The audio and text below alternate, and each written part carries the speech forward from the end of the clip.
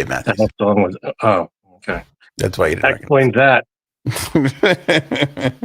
I saw a clip of James Hetfield talking about how much Brian Wilson meant to him, and I was like, "Oh, this is amazing. Let me send this to Frank." And then I realized Frank never watches any of the videos I send him, so I would have watched it. Kept it to myself. I don't watch the 10-minute ones you send me. That's ridiculous. Those are the best ones. All right. I'm telling you, when I send you video of me clipping my toenails, that's must-see TV. You want to watch that. That's the good stuff. But I'll watch, but the shit you send. Frankie C, we've got like almost a war on our hands here. Big conflict, Israel or Iran. Interesting. What's going on? It'd be nice if you spelled Israel correctly. Israel is what I was trying. Israel. I got it. People. I suggest if Israel wants to, if the oh boy, this is going to be bad. Whatever's coming out next is going to be real bad. So I hope everybody's all right with this. If the Jewish people want their own state, may I suggest making it easy for us dumber people to spell? Okay, that's all I'm going to say. That wasn't too bad, I guess. So, God. It's A before E. There needs to be a rhyme scheme. If there's no I before E except after C, I'm not going to get it right. I'm not going to get it right. That's the problem. The name of a major country. Yeah. You should know that. That one you should get. I should have gotten it. It's AEL, right? Now I feel like an idiot. Okay. This is a good podcast, everybody. Tune in. The Diddy trial. We've got some surprises there, as always, with Diddy. Meghan Markle in the news again with us. The best story ever. SpaceBalls. We're getting a sequel. Fill you in on the latest details. Air India. Tragic plane crash. One dude picks up, walks right away from it. Amazing. Man, buy a lotto ticket. Absolutely amazing. This idiot who destroyed this art piece. Sure, we'll throw in some other assorted topics and such, and hang on tight, everybody, because it is a Game Tide episode, my friends. That is a podcast.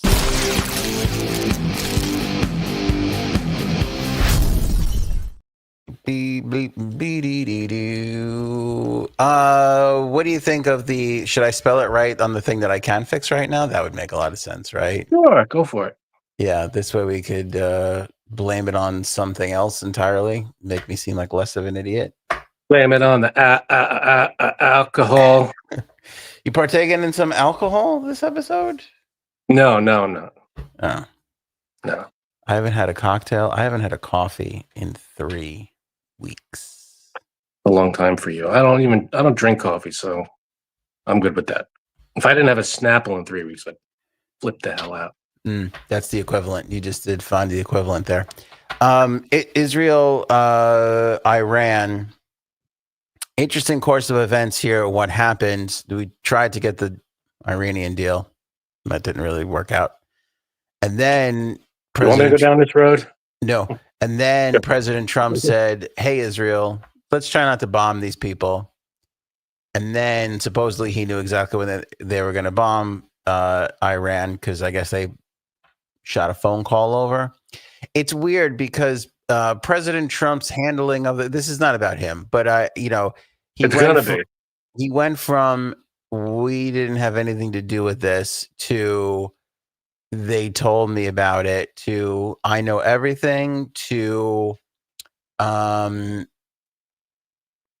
Israel did this. We had nothing to do with it, but we have the best weapons in the world, and you better believe that. He's an idiot. Did you hear what he said?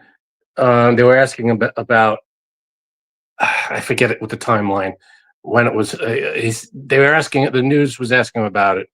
I think before the attack, and then Trump goes. This isn't about Trump, by the way. I just want to remind everybody. Yeah, well, it has to be. How could it not? Those watching and those talking. Okay, go ahead. Finish your point. So they're asking him about tensions and all this stuff going on between Israel and Iran, and they better not bomb. It's not going to help anybody if they bomb anybody. Although it might help, but don't do it. It was like, you're an idiot. What a stupid thing to say. Like, it might help, but don't do it. It's like, can you be more like welcoming to a conflict? It might help. I mean, there's that. Plus, there's remember when he was president the first time, and he got rid of the Iranian nuclear deal. We had a deal that Iran was not going to make any nuclear weapons. He got rid of it for God knows what reason. I think just because Obama created it. I think that's the reason. Yeah. So out of spite, he gets rid of that.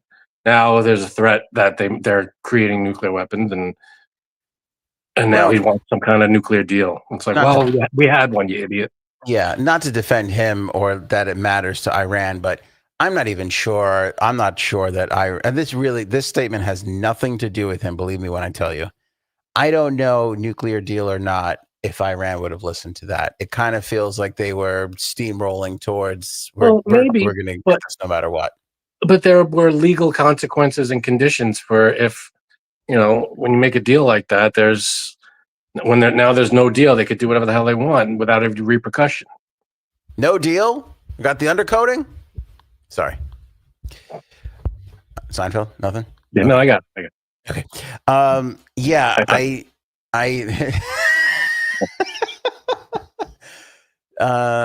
everything you said there, everything this guy just said is not bullshit. Thank you. Agree with that.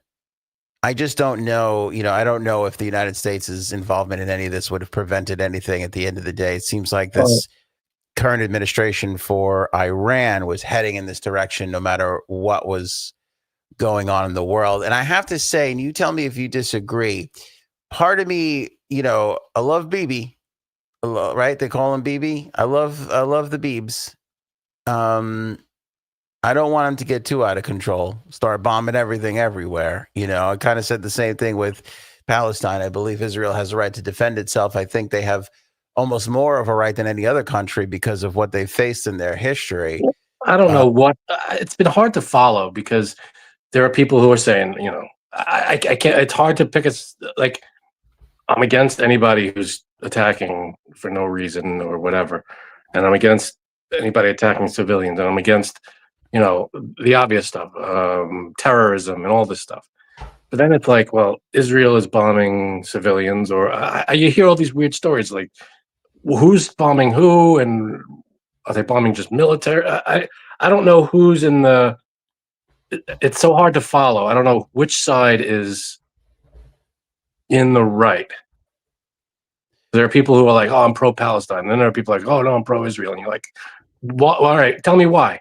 And I never hear a straight answer. Yeah. I think with the Palestine stuff, it's more Hamas is it's funny. There is a little bit of a parallel here for me, at least, between Palestine and Iran, where I don't have much issue with the Palestinians as much as I have with Hamas and the people leading the Palestinians.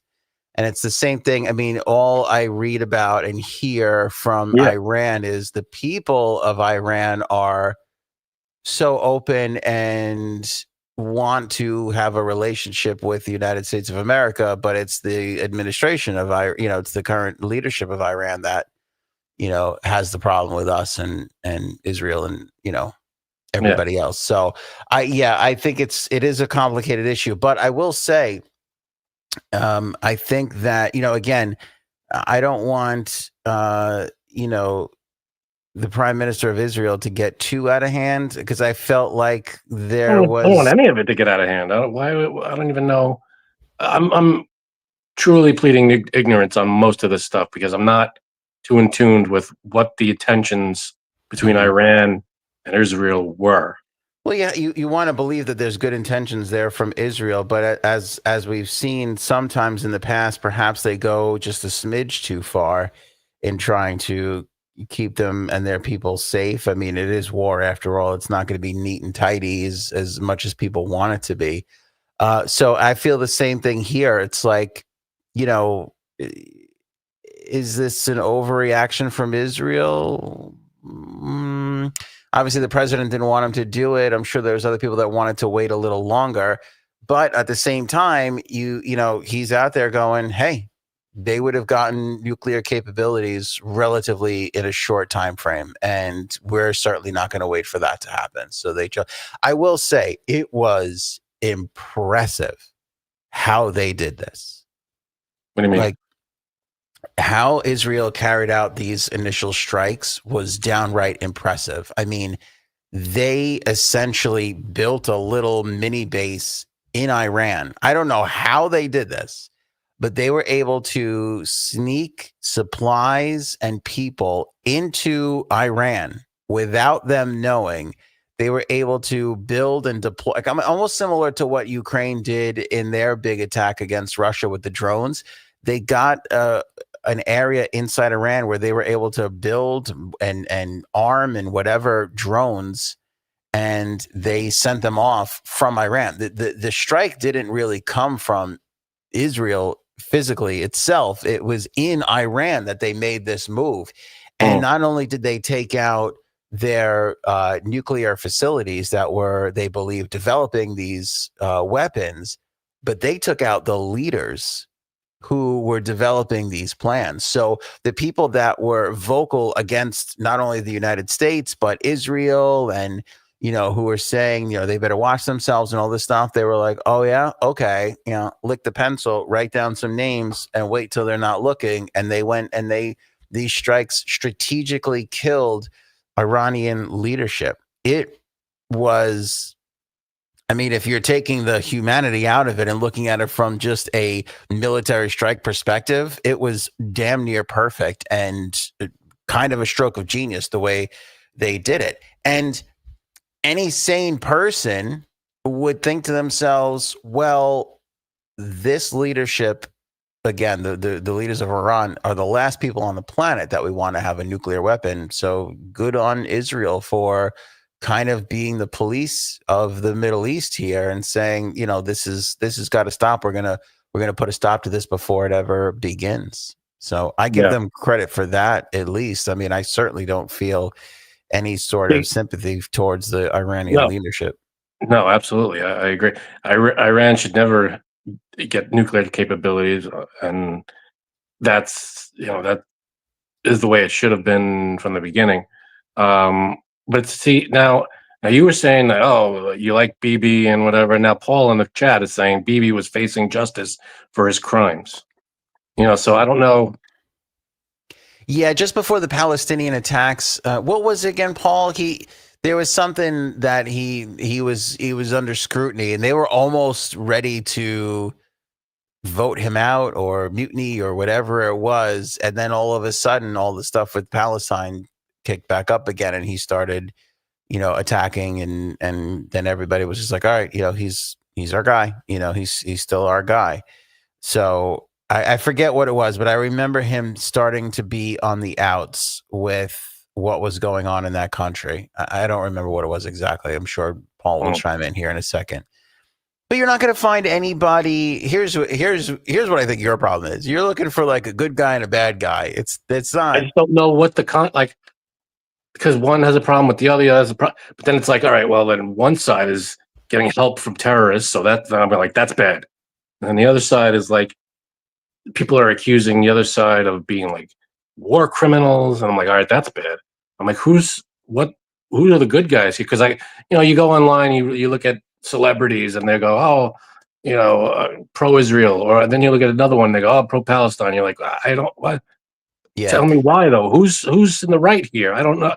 Well, obviously, anybody who's working with terrorists, I'm like, maybe they're both. I don't know.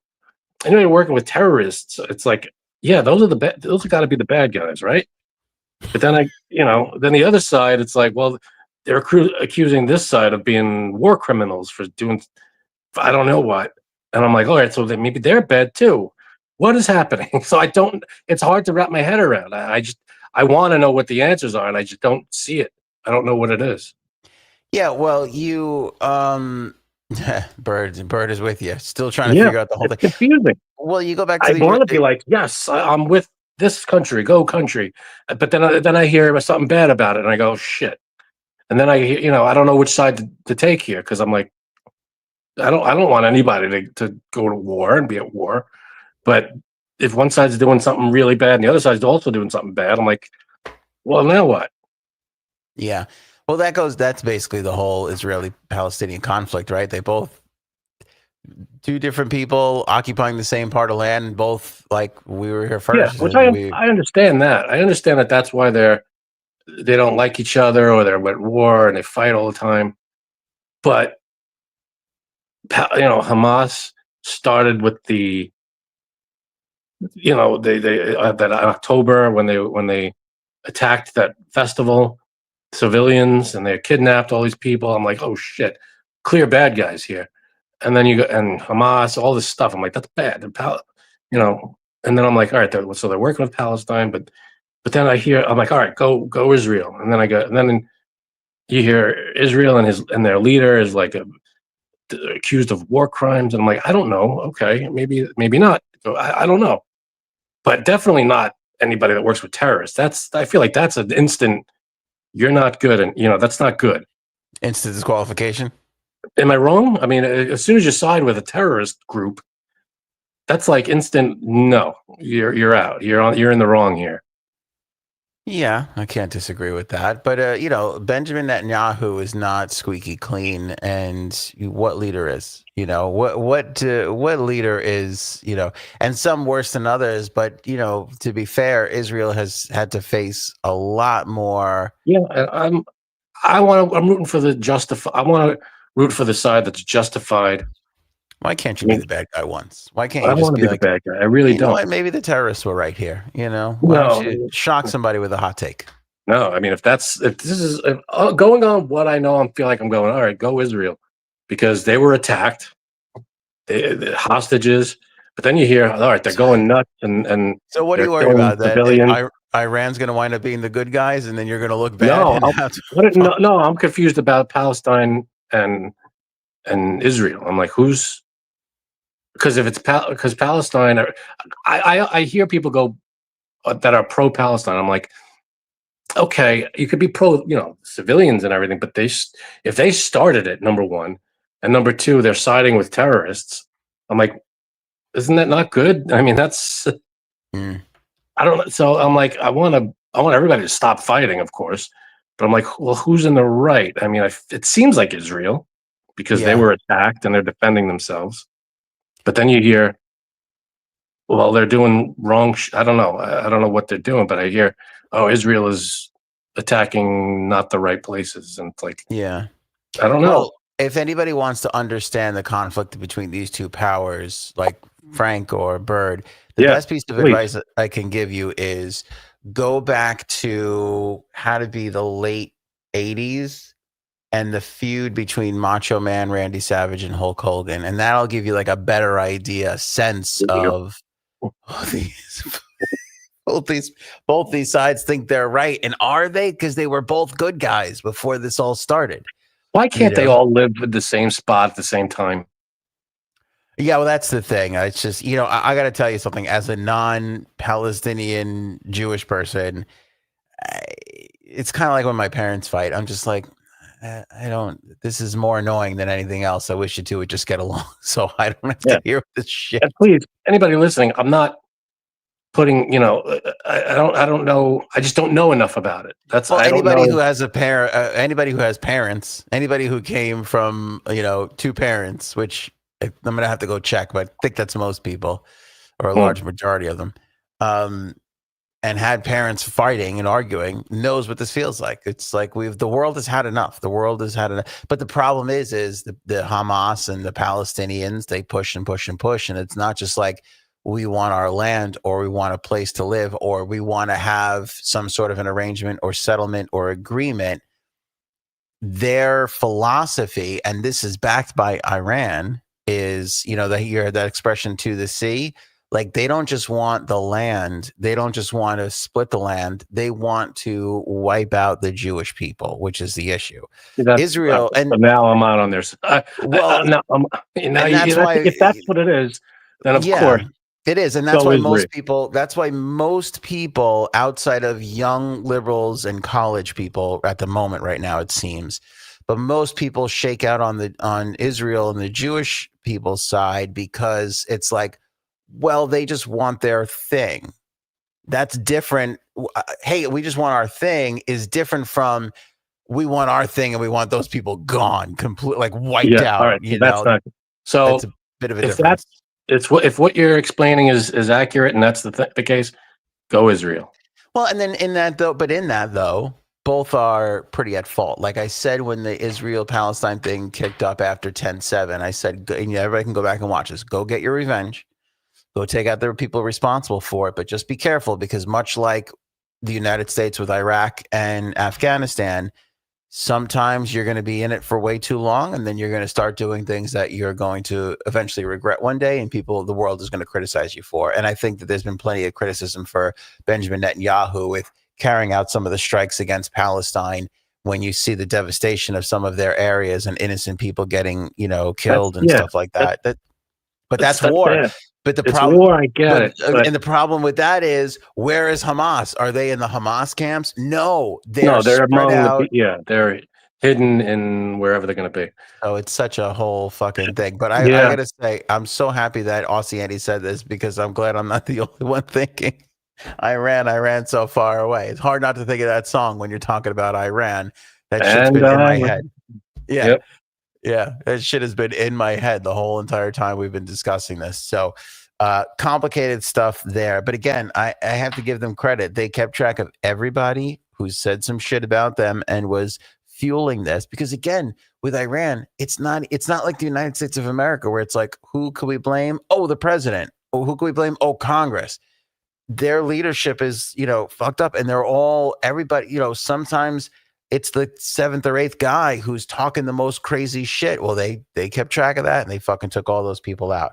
Subsequently, Iran has launched counterattacks and the Iron Dome has failed. And so Tel Aviv has gotten hit a little bit in the last couple hours. This is what we've been seeing. But Israel is, mounting more attacks and they're going to keep it up. So I think I think it's important that the United States not be a part of this, but let's be honest. I mean, I don't know if we gave our blame. Well, Trump said not to do it, which you have to publicly say. Behind closed doors, I don't know what he said. But again, I think this is another issue where the whole entire world is like, well, we have to condemn this to a degree. But on the other hand, thank God Israel did this, because if they didn't do it, somebody was going to have to. You can't have these guys. You can't have these maniacs, meaning the leadership, with a fucking weapon. It's like the same thing with Putin. It's like, you can't have him just running roughshod. I understand that there's a conflict right now with Ukraine and it's unfortunate, but it's contained. If Putin starts to get out of hand elsewhere, somebody's going to have to step in. You can't let that fucking guy start collecting countries again. Like, he's trying to put the old Soviet Union back together, which people surmise that he's trying to do with Ukraine. So, it's a complicated thing, but it is. I just wish there was some kind of deal that would be in place for Iran to not have nuclear weapons. Oh, shit. Never misses a chance. Never misses a chance. But tell me just stop me when I'm wrong, is all I'm saying. Yeah, listen, again, I don't want to look at the world from the right versus left lens. That seems to be your thing. I don't disagree with you. Incorrect. I don't care about and right or left, whatever. I'm talking about he fucked up. He just got rid of a deal because it was Obama created. He got rid of it, and then he said, "Oh, we don't need." He didn't even give a reason. Was it a good deal? What does that mean? Yeah. What was not good about it? And then now we have no deal. The thing is, again, whether it was Trump or Biden president right now, I don't think they were listening to that no matter what. I think there were stipulations with the deal, like you have to have us come in and look, and we have to have access to, I don't think it was, we'll take your word for it. You're not going to, I think it was, we send inspectors over there, and it wasn't just all right, we made a deal, so we're not going to, we'll leave you alone for now. I'm sure there were, factors on our side that we were like, all right, we got to go in and every now and then we got to look around. We got to do our thing.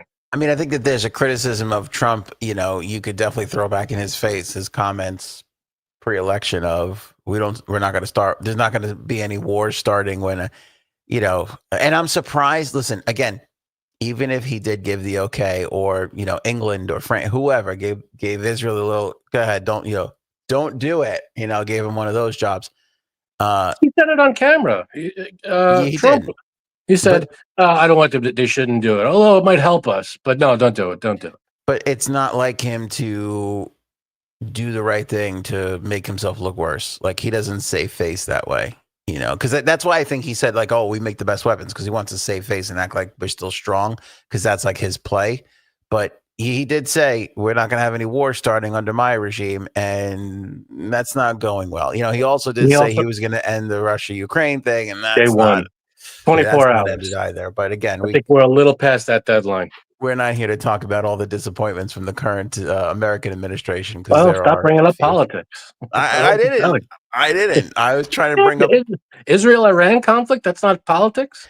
Yeah, but that doesn't directly have to do with him. Again, if you think indirectly, a little bit. I'm not saying you don't have a point. I'm just saying we could have talked about this whole thing without really bringing that up all that much. You brought up the nuclear weapons. You said we don't want them having nuclear weapons. I said, well, they wouldn't have nuclear weapons. Got it. Okay. All right. So I'll take the L on that one. I'll take the that one's on me then. I apologize. To be fair, I never bring up politics. It's always here where the politic conversation starts. In this area. Right, let me give you one of these then. Wrong. You always bring up politics. You always. I do not. It comes from this. I wouldn't even talk about it if it wasn't on this stupid thing here. All right, I'm going to put Frank, don't talk about Trump on the side on the next episode, and we'll see what happens. We'll see where that lands us. Well, you could put that up there, but if you bring it, if one of the items in the rundown is a Trump-related thing, how can I not talk about it? True, that's true. Let's talk about Diddy, Frank. I don't think this one has anything to do with Trump. Trump and Diddy. No, I don't know. The weirdest thing that I think could exist, because again, we've had plenty of witness testimony. We haven't been going too far deep into details on the witness testimony because it's all the same stuff. It seems like every day it's like just a new horrible thing, and it's just regurgitated over and over again. But Jane Doe was wrapping up her testimony the other day. I want to mention this. She hugged both the prosecutor and the defendant. Like, she hugged both lawyers on the way out, which everybody thought was kind of strange. Like, things got intense there during her testimony, and the judge had to call everybody to his chambers, and they had like a half-hour conversation, and all this crazy stuff was happening. And then at the end of it all, this big emotional 4-day, however long she was on the stand for, seemed like forever. She went and hugged both lawyers, and everybody in the courtroom, all the reporters at least, were reporting that it was a little bizarre. It was a little strange to see her do that, hug somebody that was just, cross-examining her. But in her testimony, she discussed being taken to Vegas for a big rapper's birthday party. And so since yesterday or Wednesday to yesterday, I forget what the timeline was, but the last couple of days, everybody's been kind of like, one of the lawyers wanted to name the rapper and the other lawyer didn't. And the judge sided with, let's not name the rapper. But everybody's kind of figured it out that it was Kanye. And bizarrely enough, the next day, who shows up at court to support Diddy but Kanye West? Walks into the court to sit there and support Diddy. Never in my mind. By the way, who would want a walking swastika on their corner? I mean, not that. Yeah, it's all bad. That's terrible. So it's like, you're Diddy, which is bad enough. Yeah. And now you have. Who was it a worse look for? I don't even know. You have a terrible anti-Semitic Nazi flag waving jerk behind you. It's like, this is not, none of it looks good. None of it looks good. I mean, if I'm anybody else other than those two, I'm like, I got to get out of this building. I don't want this thing crumbling. It's terrible. Yeah. Lightning's going to hit this building. I don't want to be there's a building. In walks Kanye and Diddy. I'm like, out walks Anthony, because I can't fucking chance it. I can't be a part of it. I'm not comfortable with that whole thing. But yeah, I just thought that was so fucking strange that he's not going to be called as a witness or anything, is he? Well, I mean, I don't think so. I don't think anybody really wants that. I don't think that that's good for. I don't think it's good for prosecution or defense. I really don't. I just don't think anybody wants that. I think they want him out of that whole situation as quickly as possible. It's just that's Yeah. just not good for anybody, you Yeah. know. But Jane Doe, she was basically saying that this rapper was interested in the same kind of, hold on, let me put it up on the screen for everybody. Same kind of cuck situation that Diddy has been into. He liked to hire the male escorts to bang his chick, and he watched, and then supposedly that's his thing. And so I guess Kanye knew about it. And so Jane Doe was testifying that Kanye was asking questions about it. And it was kind of like, if they went to Vegas and they watched they were watching two people. This is so weird. This feels like Eyes Wide Shut every time I start talking about Diddy. They went to Vegas. So I guess so she got invited to the party. It was Kanye's party. Allegedly, it was Kanye's party. They went to like a play or something, and then they went to somewhere else, and they go to a strip club, and then essentially one of the male escorts is banging some girl. I don't know who. I don't know if she mentioned it or said it, or it even matters to the story. But they were all standing around watching, and then the rapper was prepping, posing questions to Jane Doe, asking about it, like almost like, oh, do you like the car you drive? Like almost kind of like, hey, if I was gonna have somebody fuck my girlfriend, like which one would you suggest? It was literally like that was the premise of the conversation that they had, according to her testimony. Damn. Yeah. So what was the reason they had to be pulled into the judges' chambers? Because they started to get heated over the cross-examination on the story of who the rapper was. So they started asking questions like, well, what was it for? Where did you go? And it was for his girlfriend's party. When was it? Like they were starting to, even though they were told like, don't name the person.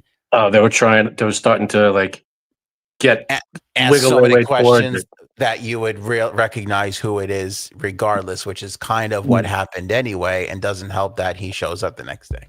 Gotcha. Very, very strange. Very, very strange. I'm happy you're getting some Snapple in. This is good. Got it. What time is it? Yeah, fuel up. We got a game time. We got a big game time coming up. We got to have our energy in tow. And I got to get ready for you to go off on Meghan Markle for some reason again. Some reason. Yeah. Okay. So let's just put this out there. We have put a lot of clips out. We have garnered thousands upon thousands of views, right? The people are really interested when we talk about Meghan Markle. And I believe I'm staying fair and objective through this whole thing. I'll call her out when there's bullshit there, and when there's not, I won't. Like, people criticize the shit out of her for dancing around when she was pregnant, about to give birth. I find nothing wrong with that. I think that's adorable. Is it a little weird she put it out like 3 years later? I guess so, but it's like a Throwback Thursday thing. I'm not going to fault her for that at all. I have no problem with remembering the birth of your child. I think those people are getting a little out of hand when they criticize her for that, calling it cringe, whatever. However, the last episode, I posed this question to the world because, again, like I said, we've got one of our clips is up to like, I don't know, 850,000 views or something like that. So we get a lot of people chiming in and, complaining about us, and we're horrible. We're masculine. What do they call that? Masculine. Toxic masculinity. We're racist because she's, nothing to do with that. I don't even care. Like, it's his fight. I don't really care. Yeah, I love that you're getting dragged through the mud for the racism thing. That makes me happy. I don't get that. You try so hard not to be racist. Show as a racist to people. I hope poor you. You're getting dragged through it because of my stupid Meghan Markle comments. But anyway, the point is this: last episode, this epiphany happens, and I come up with the idea of, if there's so many people that are willing to defend Meghan Markle and talk about what a genius she is and a brilliant business person and everything like that, where are all the videos of people ordering her products, getting them, opening them, reviewing them, tasting them, trying them? Where are all those videos? So Have you searched for them? I posed this question. I said, if you love her and you think what she's doing is great, tag me in a video where you see somebody reviewing a Meghan Markle product. And listen, I don't doubt that there's 10 out there. I don't doubt that there's 50 videos out there. There's probably 100 or 150 videos. But if you're a major brand with a huge, let me compare. When Kim Kardashian comes out with something, or Kylie Jenner comes out with some makeup thing that they have, or the Skims or whatever, there are thousands of videos of people trying it out, wanting to see if it works, putting it to the test, that whatever their test is, is this worth it? Are they bullshit? Is this real? Thousands of videos. Should we order a basket from? You can. What's it called? Have not restocked anything. She has not restocked a thing.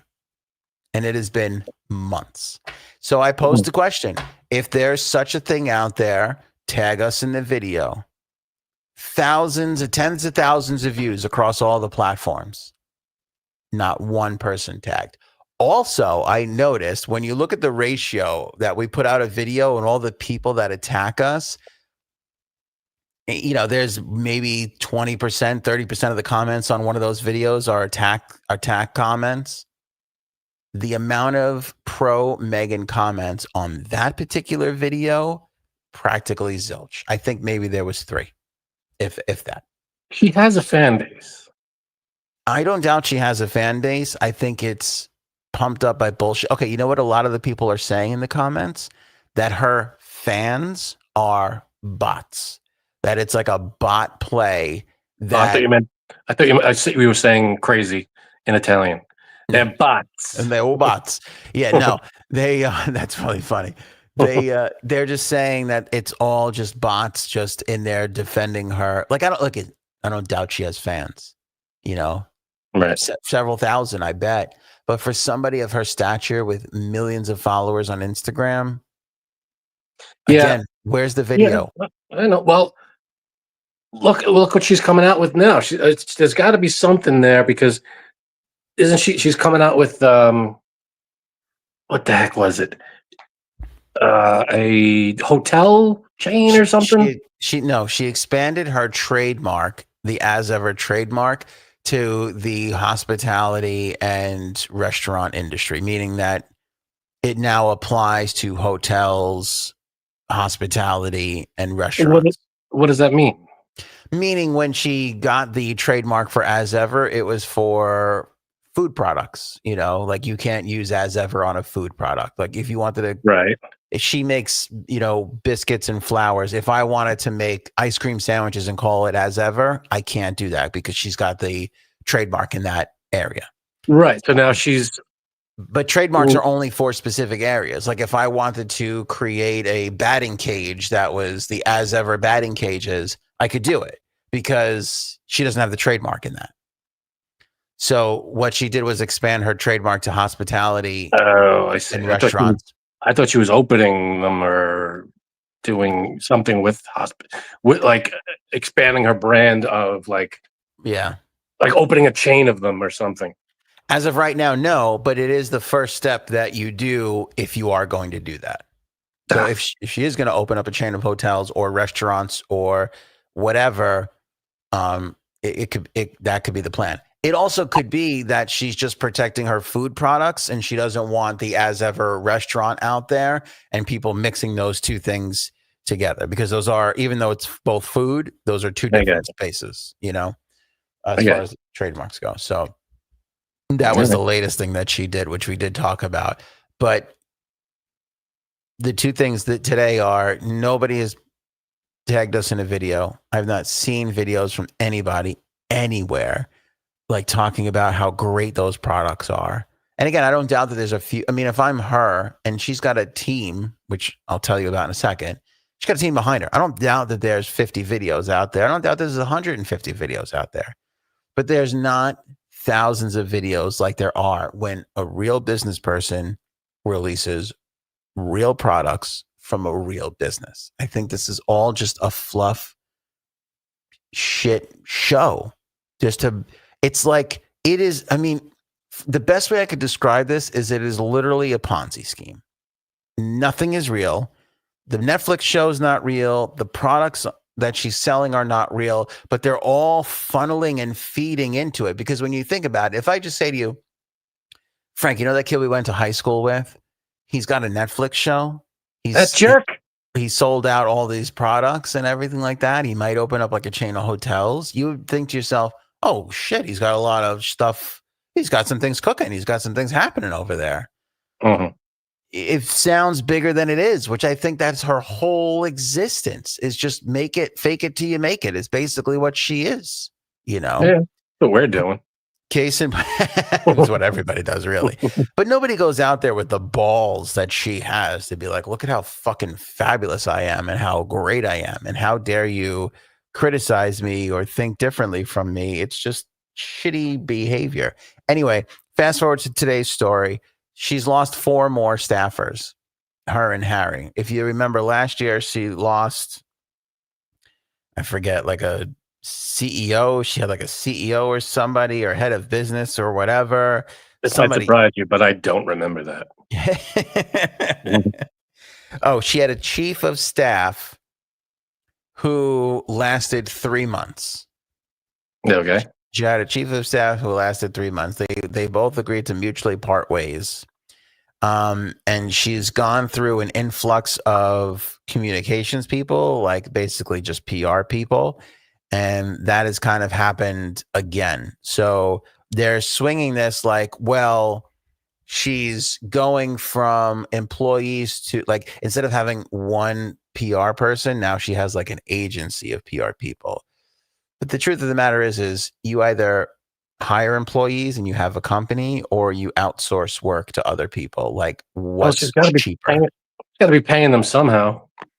I'm sure she's paying, which is beyond me, because they cried poverty and they were like, we need money and we need money for security. Well, then what are you fucking paying 14 publicists for then?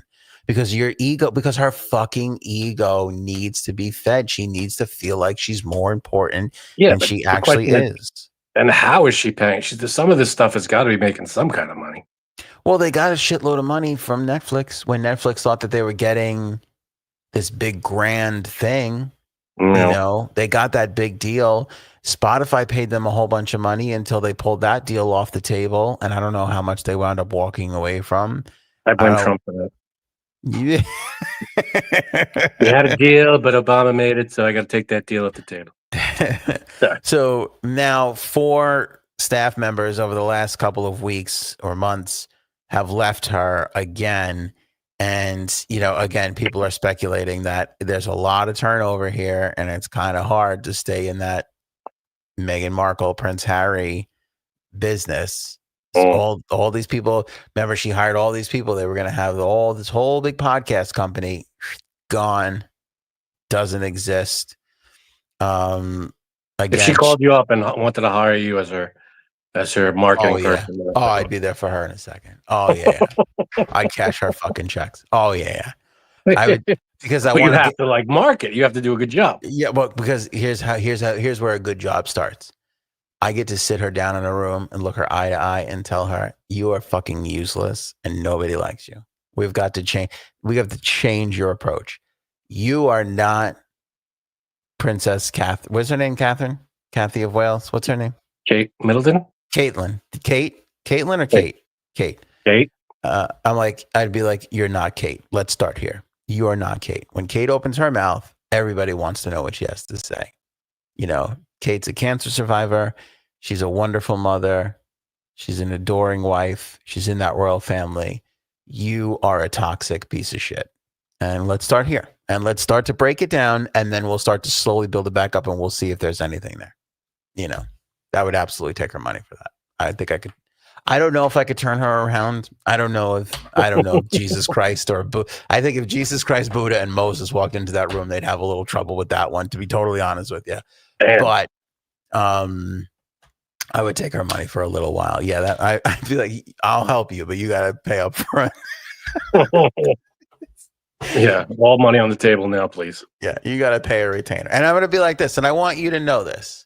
I'm going to be like, and we got to kick a little over to Frankie C, because he's going to be there for all the Seinfeld stuff. If you want to run a successful podcast, you're going to want to have a good amount of Seinfeld callbacks, and that's Just Frankie C's joke. area. Every now and then I pop in and go, "Hey, buddy," or something stupid. All right, now we got an early Erin C visit here. I'm assuming that she's got something to say about Meghan Markle. I do. I'm sorry I'm here early, but I just learned this thing this week that I thought you might be interested in because I've been listening. Interested, or you think it's going to set me off? What's?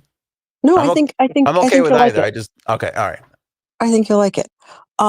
So this guy named Tom Bauer wrote this book called Revenge about his behind the scenes about everything that happened. And when they were going to leave the royal family, they said you have option 1 through 5. 1 is you're completely in, and 5 is you're completely out. And when they tried to go for 3, they talked them down to 5. And then they presented them the contract for 5. And Harry was like, "Can I see the contract for 3?" And they were like, "No, we only have the contract for 5. We printed 5." And then the printer jammed. And even Harry was like, "What?" Yeah, because and then they just wanted them out so badly. So then afterward, he went to the office of the person and was like, "Can I see the printer?" And they're like, "The printer that's been running steadily since 1996 and has never broken?" "Sure."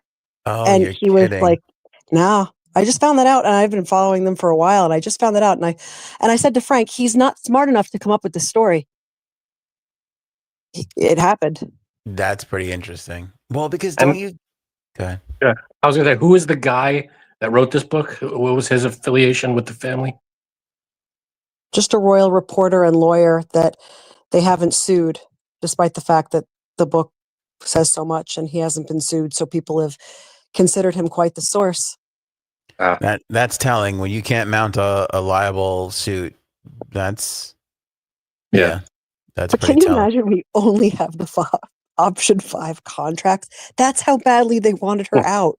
They didn't print the other ones. There were no other options. Can you blame I find them? that fascinating. No, I find it fascinating. Can you blame them? I mean, they probably knew her closer than anybody else and probably saw the writing on the wall from day one. I bet Yeah. you. Anybody who's seen the Simpsons movie, it's like pick one option. It's like higher, lower. I don't know if you know that. They want him to pick 3, so he's like 5, and he's like higher, and he's like 2, and he's like lower, and then they're like, "Oh, okay, if that's the one you want." And it just was like, I can't believe that the Simpsons called it again. Right? That's funny. I like that. Where's the contract for 3? Nah, printer's broken. We don't have it. I'd love to show it to you. Do you think he would be like, "Well, is there a PDF? I mean, can you text it to me? Can we get another printer? I mean, we only have one printer in the whole friggin' country. What's going on here? Did you type it on a word processor? That email is not an option here. What happened? We have this speak and spell you can pull to see what the cow says, but that's the best we can do, Harry. All right, I'll come back later. Bye. That's like, you don't have to leave. That's like, my son tonight is complaining. He's like, "I can't find my Kindle." Too much Meghan talk. Yeah. Dad, enough. No, watch me. I'm transitioning out. He goes, "Dad, I can't find my Kindle." So, and my daughter loves to just do things despite him and make him miserable. Like, making him miserable is her happiness.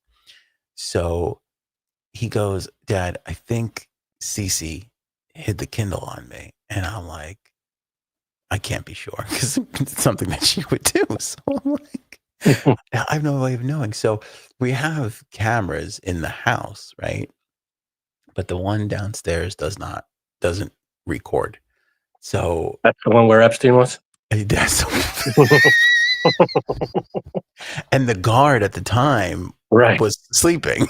Sleeping guard, right. So we don't know where the Kindle is. No, so now I'm like, I go knowing that it's not recording at the moment, by the way. If you're thinking about breaking in my house, we're putting it back on. But I go, knowing I don't have the recording, I go, "Cece, did you hide the Kindle?" She goes, "No." I go, "You sure? Because I'm going to watch the recording. And if I see you, you're going to be in a lot of trouble." She's like, "No, I didn't do that." Now, I've threatened her like that before, and it usually takes like 3 or 4 of those threats to get her to then go find the thing that she hid on him, because she's done this before. And so my son goes, "Oh yeah," and like opens up the app. And he's like, "Let's see," and I'm like, "Let's not see. Let's give her a chance." Hold on, son. Come on. Let's not go to code red yet. Yeah, 'cause I'm like, "Oh, I didn't think he was going to call me out for that." We're So not there yet. that kind of reminds me of there isn't the printer jam, son. Like there is no Right. don't Well, what happened to the Kindle? we don't know. Still missing. Still at large at this moment. All right. It's so hard though. Like you find I can't emphasize enough how children just misplace everything. Like when you open up when you have those senile moments where you open up the cabinet and the container of milk that you took out of the fridge is in the cabinet, like that shit No. happens. Oh, you What never the did hell? that? What are you talking about? You might have to go to the doctor, pal. I think so. I've almost done that multiple Milk in times. the cabinet.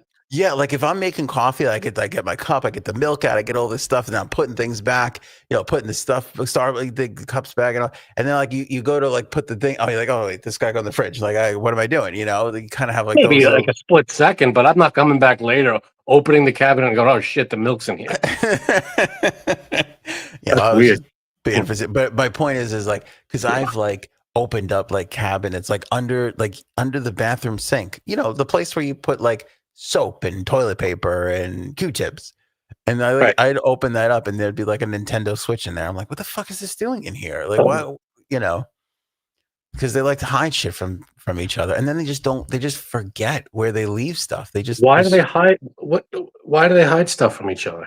No, because they just want to be just too into. My son comes home from school first. So the VR headset's a big thing. So it's like, well, he could play VR while I tell my daughter, you can play VR while you're home. And then when you get home, you can play. That's not good enough for her. She needs to hide it so he can't play. And then she gets it first. Like, this is the kind of level, like you think the Israel-Palestine thing is complicated.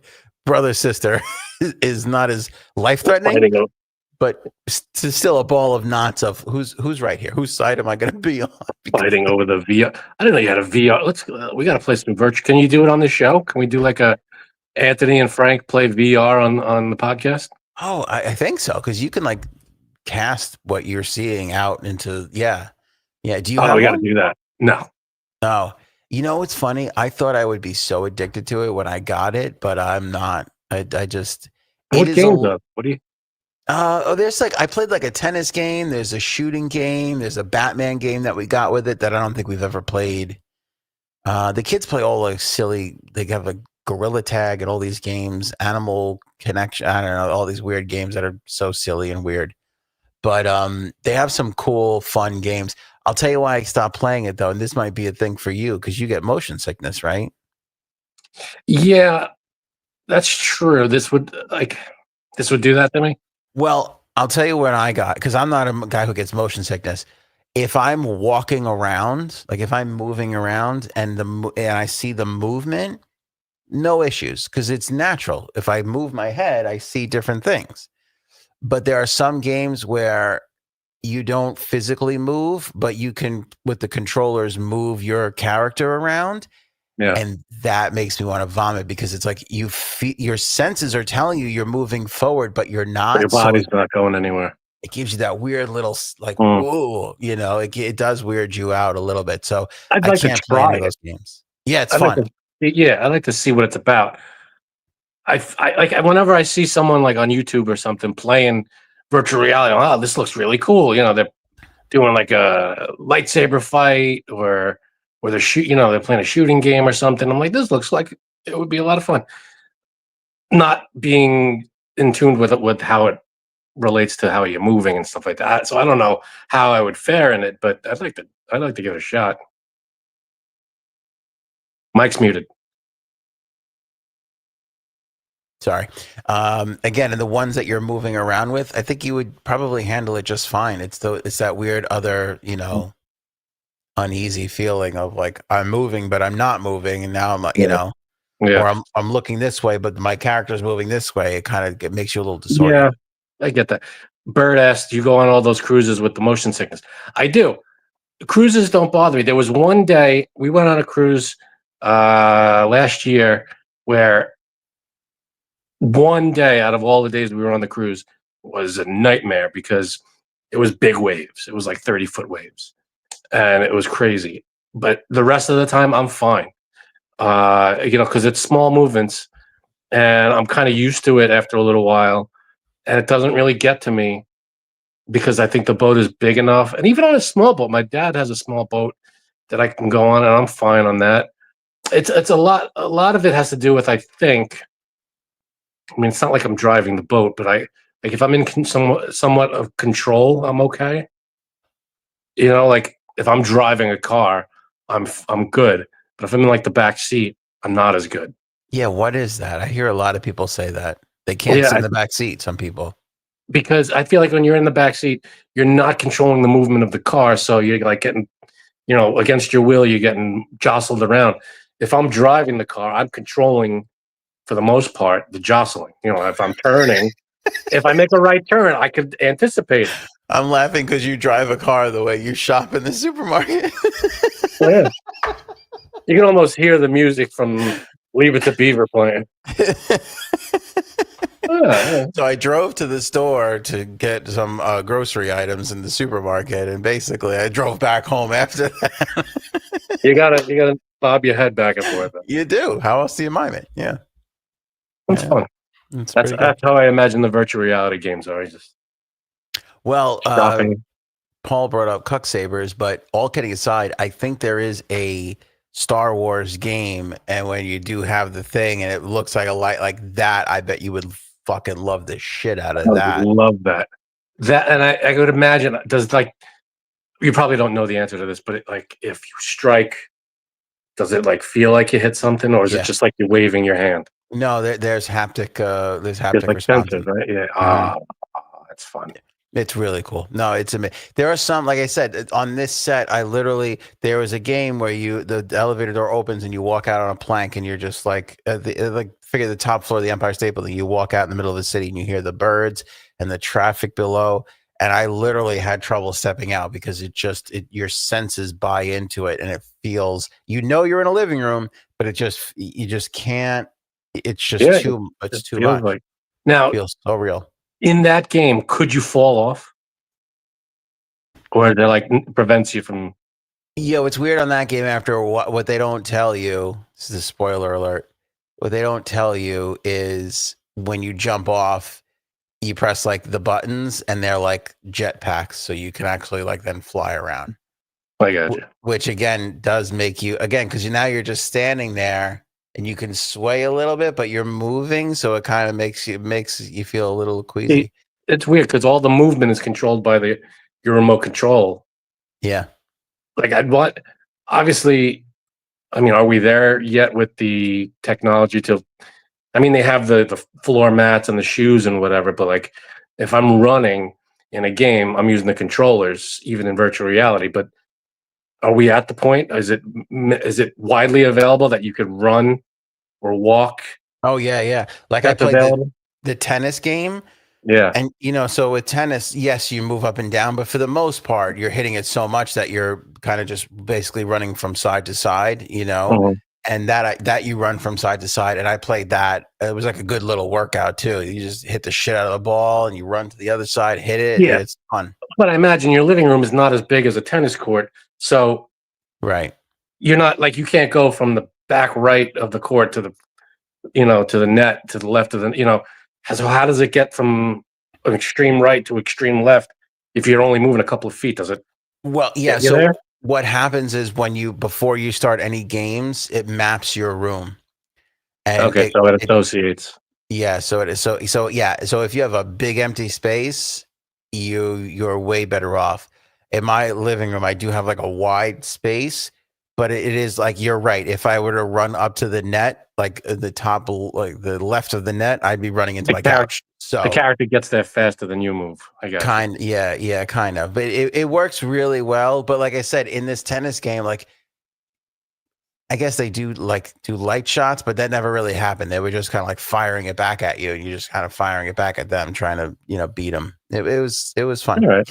The Batman game is like that too. The Batman game, the reason why we don't play the Batman game a lot is because it is a lot of walking around. It is a lot of movement, and you just don't really have all of that space, to move around with. But when you have the headset on, can you still a little bit see your living room? when Or you get no, not at all? Not at all. Well, when you first put it on, you can do a transparent view, so you could like look at menus and stuff, and you could search, and then you could see everything behind you. Right. So like you can literally what's cool is it's like you could open up YouTube, and then you could like make it 2 stories tall, like a YouTube video, and put it on, and you'll be literally like watching this huge screen. You can just like watch this huge screen. So people watch NBA games. I don't, because I think you have to pay for it, but there's like a camera on the NBA court. You could watch from your VR set like you're sitting on courtside, like that. Dude, which is, I hear it's a pretty cool experience. That sounds cool. That sounds really awesome. Yeah, but for the most part, like it is like when you get close to like an object, it like almost like the Matrix. It like little dots pop up, like it tells you like, oh, you were close to the wall or you're close to the couch here, like back up. Watch out, smacking into something. Yeah, you'll get little warnings like that. But when you map out the area, it is pretty interesting that it does take everything into account. But Cool. The fun games are like, there's this one game where it's like an alien game, and you're just like walking around this like fake. The ones that don't try and be so real are really, really fun, because it's like you're just walking around and like these alien ships are coming down, and your things are like these bubble laser guns, and you got to like shoot them and stuff, and then they're like chip it, like all of a sudden like you're looking at like a wall or the sky even, and then like the sky just gets chipped away, and then a thing comes down and you gotta like shoot it with a laser. That shit's really fun, because it's like you're moving around and you're firing stuff, but it's not real, but you could buy into it because that's the world that you're literally in at the moment. It's not a realistic world, so that's fun.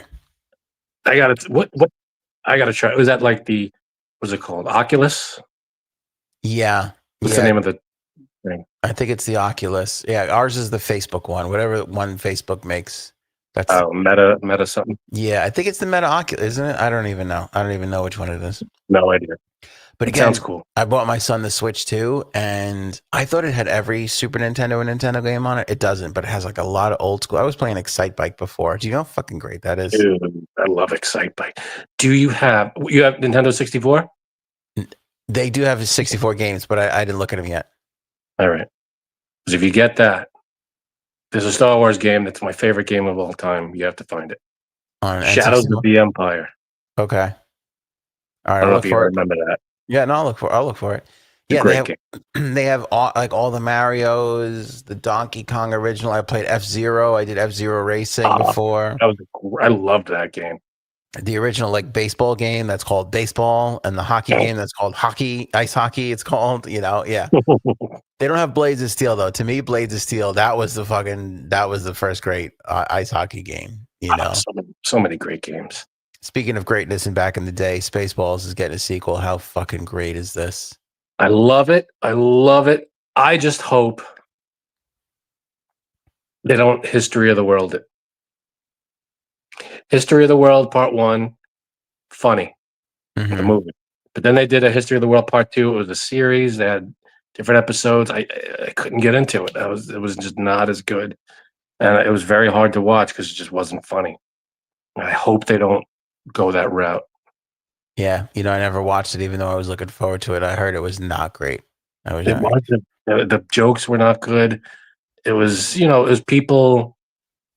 It was comedians from, obviously modern day comedians, but the jokes were just, didn't land, any of them. It wasn't good. But Spaceballs, I hear they're bringing back. I mean, you got the update, right? They're Yeah, you want to know the full rundown of what we have? Yeah. Okay, so not only is Bill Pullman coming back, but his son, who's also an actor, is going to be coming back, which makes you feel like this is going to be like his son's journey. Right. And Rick Moranis, who I don't think has acted in anything since the 90s. I don't know what his last thing was, but it's been a long time. I mean, he was in I think like a Cricket Wireless commercial with Ryan Reynolds at one point, but other than that. Oh, really? Yeah, so he's signed on already. He's coming back. So We're going to get him back. Princess Vespa, I forget her real name. She's coming back. Daphne Zuni. I can't remember. Mm-hmm. And who else is coming? Mel Brooks is going to be obviously Mel Brooks. Yeah, Yogurt. Yeah, he's producing, right? I assume he's writing as well. He didn't really give us too much details on that. Yeah, I don't know. Directing or who the hell knows? Daphne Zuniga. There you go. And then the Keke Palmer is gonna. What is Keke Palmer in? I feel like I hear her name all the time. Yeah, she's in a bunch of stuff. I'm not gonna be able to think of course. But she's good. She's the only one that I have no idea what her part is. I have no clue. Right. The only other person that we know of that's in it that also is a mystery, but I think we kind of can figure it out, is Josh Gad. And when he's writing some of it too. Is that right? You might be right about that. Yeah. But is he going to be like Barf's son or something? That's my first thought too. And everybody on the internet is saying the same thing. He's going to be Barf's son. And that makes a lot of sense. Yeah. Bartholomew. That would be amazing. Yeah. I don't know what they're going to do with Joan Rivers. It'd be interesting to see if they could muster up some voice technology to kind of keep her in as the C-3PO. Just get her daughter, Melissa. She could probably do it. That's interesting. Yeah, I guess that could be pretty interesting. My voice is not going to be exactly the same, but it would be cool. Yeah. I don't know, but I love that movie so much. It's such a great movie. I think it's one of his. I know you'll probably disagree. I think you're a bigger. No, I agree. I think it's probably one of his best. More than Blazing and Young Frank. I feel like you loved Young Frankenstein. I do, but I think the Spaceballs is one of those movies I could watch almost whenever. Just if it's on, I could sit and watch it. Yeah, I just think it's a fucking mess. I mean, I'm still laughing at bits from that movie. I've seen it a million times. And when I was I was working for a radio station a while back, and this kid that I worked with, we were both on promotions crew, and we're carrying all this equipment. We had a park like blocks away, and it was kind of raining out. And he comes in, and he has like all these bags and this crap in his hands, and he has like a thing in his teeth, like the strap in his teeth, and he drops a couple of things. He goes, "Her Royal Highness's matched luggage," and I fucking lost it. It was the funniest thing. It was just out of nowhere. We weren't talking about Spaceballs or anything, and he just fucking said that line, and I couldn't take it. It was I was laughing for at least 30 minutes straight. It was fucking great. Holy perfect shit. Timing. That's fucking hilarious. That movie has so many great one-liners and just the whole thing. It's so good. It is so good. And I'll tell you what, the way he did the tease with the scrolling text and all the stuff that's been made since and everything like that. That was good. Really. So that and the fact that Rick Moranis and Bill, and they're bringing it back and it's like a continuation of the story, the kids maybe. I have a lot of hope for this. I really, I have a good, I could be wrong. It could be history of the world. You're right. But I have a really strong feeling on it. I really feel really good about it. I'm excited. I wonder if the guy, I mean, because it's gonna be a movie. It's different. It's not a TV show. I wonder if the guy who played Colonel Sanders is gonna be back, or if he's still around. I feel like he has I don't know what happened to him. What's the matter, Colonel Sanders? Chicken. Yeah. Oh, you know who died? The guy from Ghostbusters, the judge. I know. Yeah, he was good. He's been in a ton of shit. That guy. I can't remember his name, but he was really good. He was in a ton of stuff. Anyway, we got to get to a game here, Frankie C. Last couple topics as we get Aaron C back on. The guy who walked away from the Air India flight. Unbelievable. Wow. That's insane. So how many? I mean, this plane crashes. Mm-hmm. And he's the only. Do they know how? Like he was able to survive. What?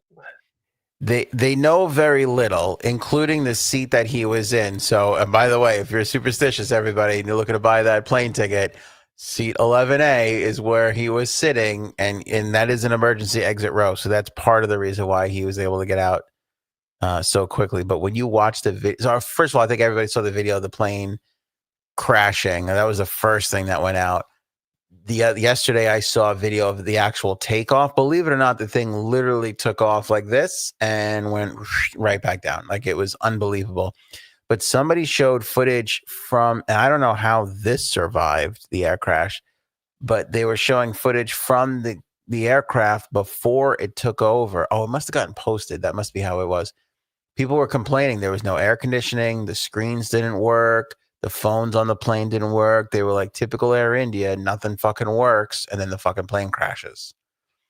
So there was obviously that I don't know if that airline or that particular plane or whatever was riddled with issues. But yeah, 242 people on board, and this guy in seat 11A is the only one who got up and walked away, and that was a huge explosion. I don't know how.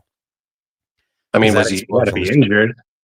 Yeah, he was burnt up pretty bad, but I mean, there's footage of him literally walking away. He's all scraped up and messed up and everything, and they're following him out. He's walking out, and there he is. I'm like, I cannot fucking believe this guy. Unreal. Yeah, it's like Sully, but like a different level, you know, because it's like I can't even imagine. I can't imagine that. Oh my god, that's just. What are you thinking? What do you like? Why did I survive? Like, you got to be thinking, all right, I got to do something. I can't just can't just go home, sit on the couch, and watch TV for the rest of my life. I gotta do something significant now. You're here. You're supposed to be here. Everybody else is dead. You've got to feel like that. I've got to do something with my life. Yeah. Yeah. Hopefully, I don't know. I mean, who is this guy? Do we know anything about the guy?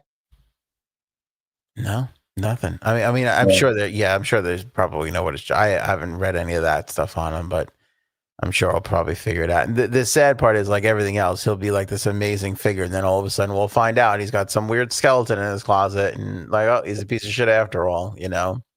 Well, maybe. Who knows? Hopefully not. The last story before the game time, Frankie C. So there was this art piece, and this was all captured on camera for the most part. I don't have we can't share it with you. Some of them we can, and we can comment on. Some of them get a little sticky.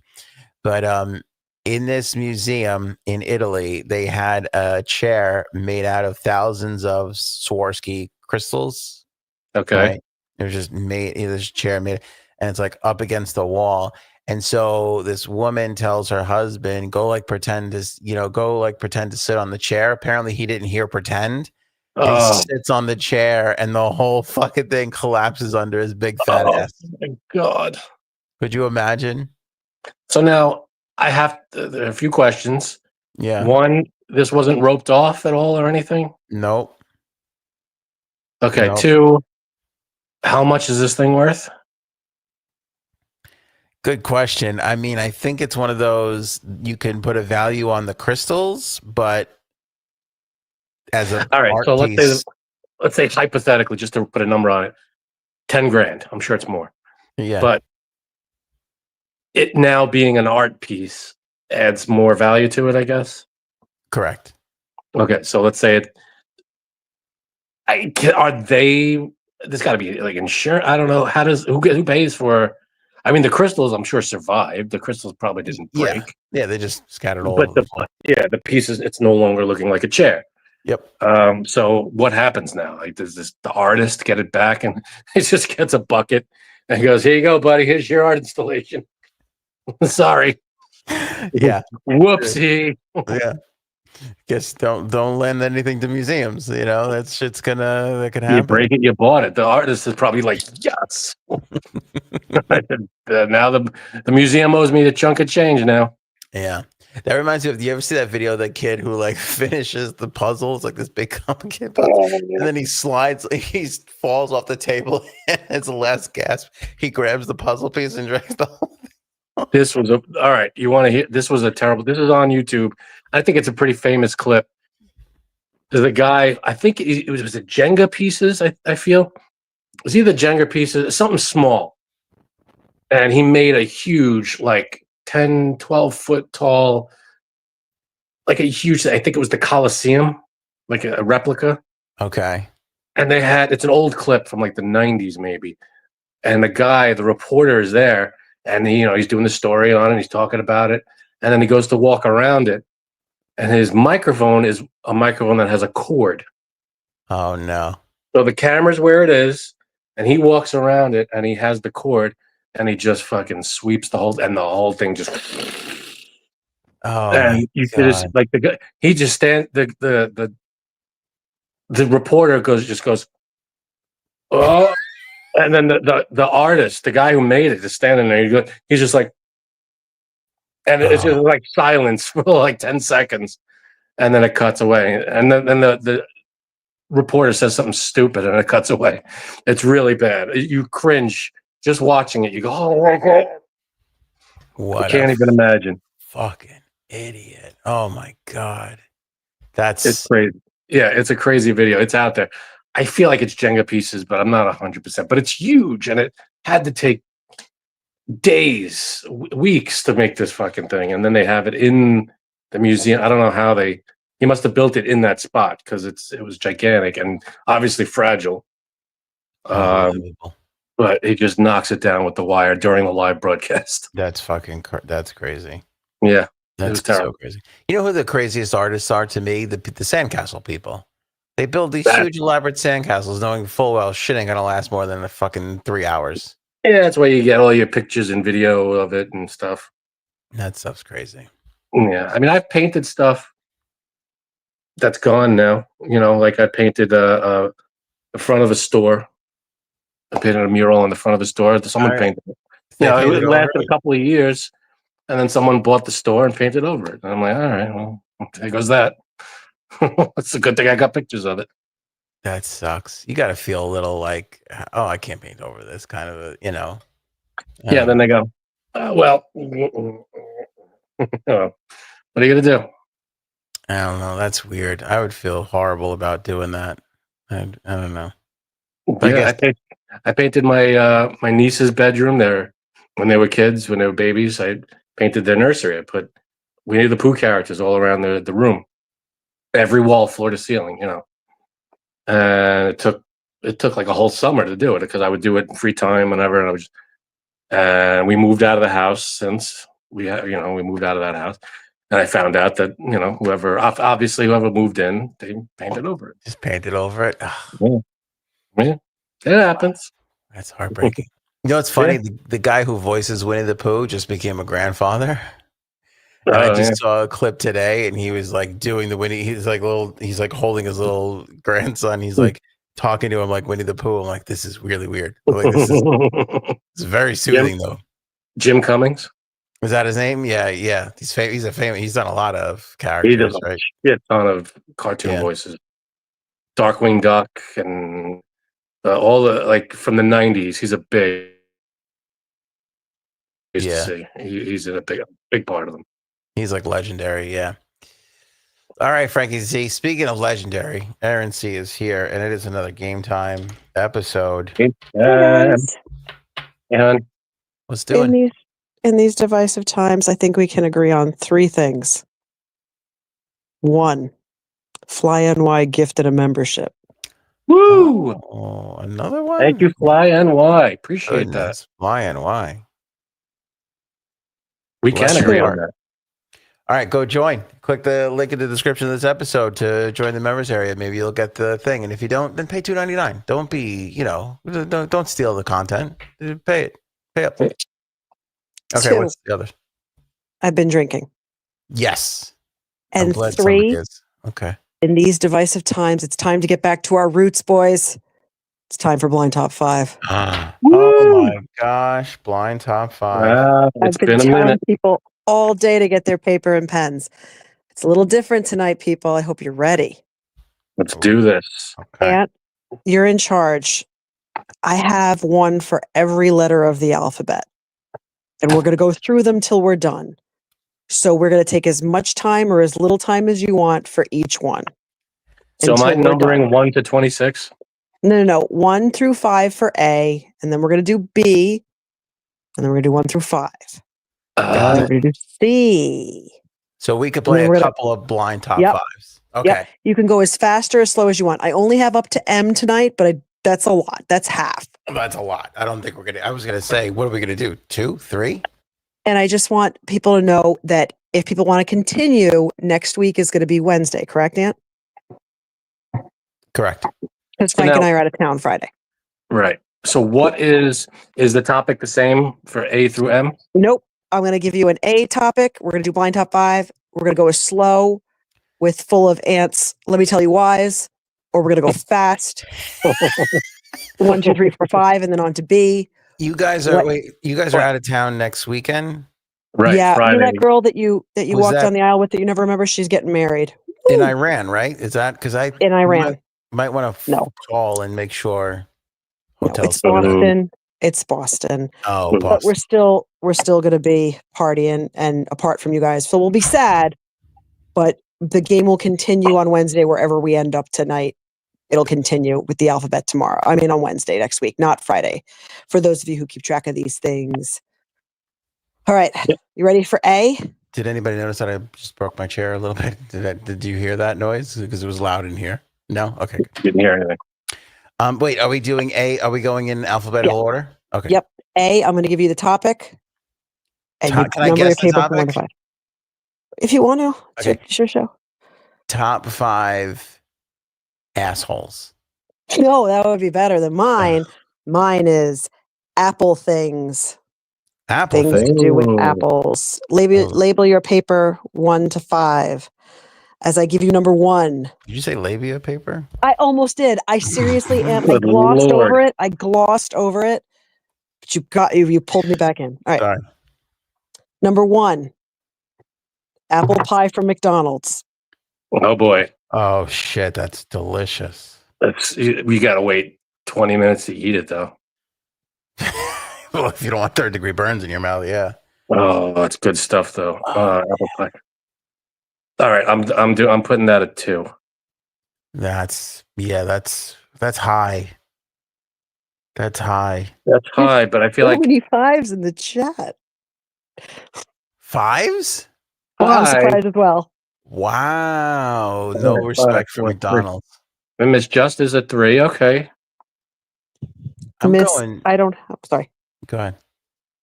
No, Linda, we're just going to keep doing blind top 5s until Yeah, so this is a 1 through 5 for the this letter is for A. And then And we're once going we to do finish B. A, we'll do B. Maybe C. The It'll be different fine. top 5 for each letter. So there's multiple games here, and we'll stop when we're ready. Will Thompson, 55. Come on. 55. You put it 2. I'm going 3. Bye. I mean, it's delightful. Don't get me wrong. Quick fix. It's the go-to. But there's a lot of other good Apple items. So I'm trying to be fair here. Yeah, I haven't had a McDonald's apple pie in decades. I feel. I didn't even know they still made them. Oh yeah. It's been a long time since I've had one of those. I think it was like last summer or whatever. They made like an Oreo pie. Like same kind of. Yeah, it was pretty good. I don't know. I feel like the apple pie is a little better. Oh, apple I pie. haven't had the Oreo, but Yeah, apple pie tops. No, this is. Right. All right, let's see. Number 2. Label your paper 1 to 5, and then I'm going to give you things, and you got to label it, and you got to put it where you want, and then you're not going to know the next one. That's why it's blind. Oh yeah, I we didn't can't go over believe the rules. Lindarella of how to doesn't know play the blind top rules. five. Lindarella. What? Yeah, blind top 5. The rules. You have to. We're gonna give you 5 things. Number 1 is your favorite. Number 5 is your least favorite. And the catch of the game is you don't know what's coming up next, and you just gotta put them where you think you would put them. Yeah, Very rank nice. them as you go without knowing what's next. Also, I did hear labia paper again. Just I know, me too. I don't know what's going on. might be just I'm us. not going to say. Might be just us. I don't know. It could be just Okay. the two of us. No. The I hair heard on my too. paper. Okay. Number 2. What did you say? I said there's a hair on my paper. Disgusting. All right. Thank you. Number 2 is apple cider donut. See? Good one See? too. It's a See what I good one, mean? too. Who doesn't love an apple cider? Let me tell you something. On a fucking fall Saturday at some bullshit farm that you shouldn't be at, there's nothing more comforting than a warm apple cider donut. And it's a very specific moment. There's only like 12 of those. 12 of those times in a year. You could 12 enjoy of those donuts Saturdays. elsewhere, but that's the prime. That's when it's at its tops. All right. So where are you going? That being said, I'm going to put it at 4. You jerk. And I put it at This 3. is a I put it higher grand than you did. return. This is a grand return. I put it higher than you did after that diatribe of bullshit. You put it 1? 3. Oh, you put it 3? Oh, okay. Yeah, I have. Yeah, this is my list. Okay. Fly on why we have apple pie from McDonald's and apple cider donut. I'm saying it again because you gifted a membership. That's what you get when you gift memberships, people. I repeat myself. I'll even say labia again. Labia. There you go. That's service right there. See? Yeah. All right. Oh, excited. Bird, you've never had one? I went to where we go, hun? Stu Leonard's, bought donut holes, apple cider donuts. Oh man. Frank didn't eat one. I ate the entire thing. I went, hon, did you see the apple cider donuts? No, what are you talking about? That's not what I Just you're More apple cider donut. That's They're funny. good though. They're delish. They're that good there? Yeah, I could see that. I feel like they make them there. It's like they're, they don't get them in. Yeah. They have like a section. They're like a farm. I definitely ate them there. Definitely ate We them. didn't even leave before I ate them. Okay. No, that's good. Who's ready for 3? I'm ready. Let's Apple do this. teeny. Apple teeny. Interesting. I feel very confident putting this at number 5. It's my favorite teeny. Really? Maybe an espresso martini. I'm not a teeny guy, but an apple teeny is pretty good. Apple teenies are good. I put it at 4. So I got 1 and 5 open. Go for an apple teeny. I'm not going to turn down an apple teeny. Good No. stuff. I feel like everything on this list is it's going to be good. Yeah. I can't imagine a bad Apple product that I'm going to be like, that's gross. Right. Yeah, good point. I think we have the same. I know your numbers are different than mine, but is it the apple pie from McDonald's, the cider donut, and the apple teeny? Yeah, we have the same order. It's just our numbers are different. You're 2 through 4. I'm 3 through 5. Oh. Oh, okay. I gotcha. But same order. Mm-hmm. Basically, yeah. Okay. Okay. Though this is where Aunt gets mad because I didn't say Apple Foods. I said Apple Things. So Uh-oh. number 4 is Apple AirPods. Oh, see, you know what? I'm not. I'm playing defense. I did anticipate you going for an Apple product. Okay. That's funny. And I'm going to put it at number 2, and I'll tell you why. Clock it. The first, I'll tell you why. 10:03. Count it. I didn't realize I say that a lot.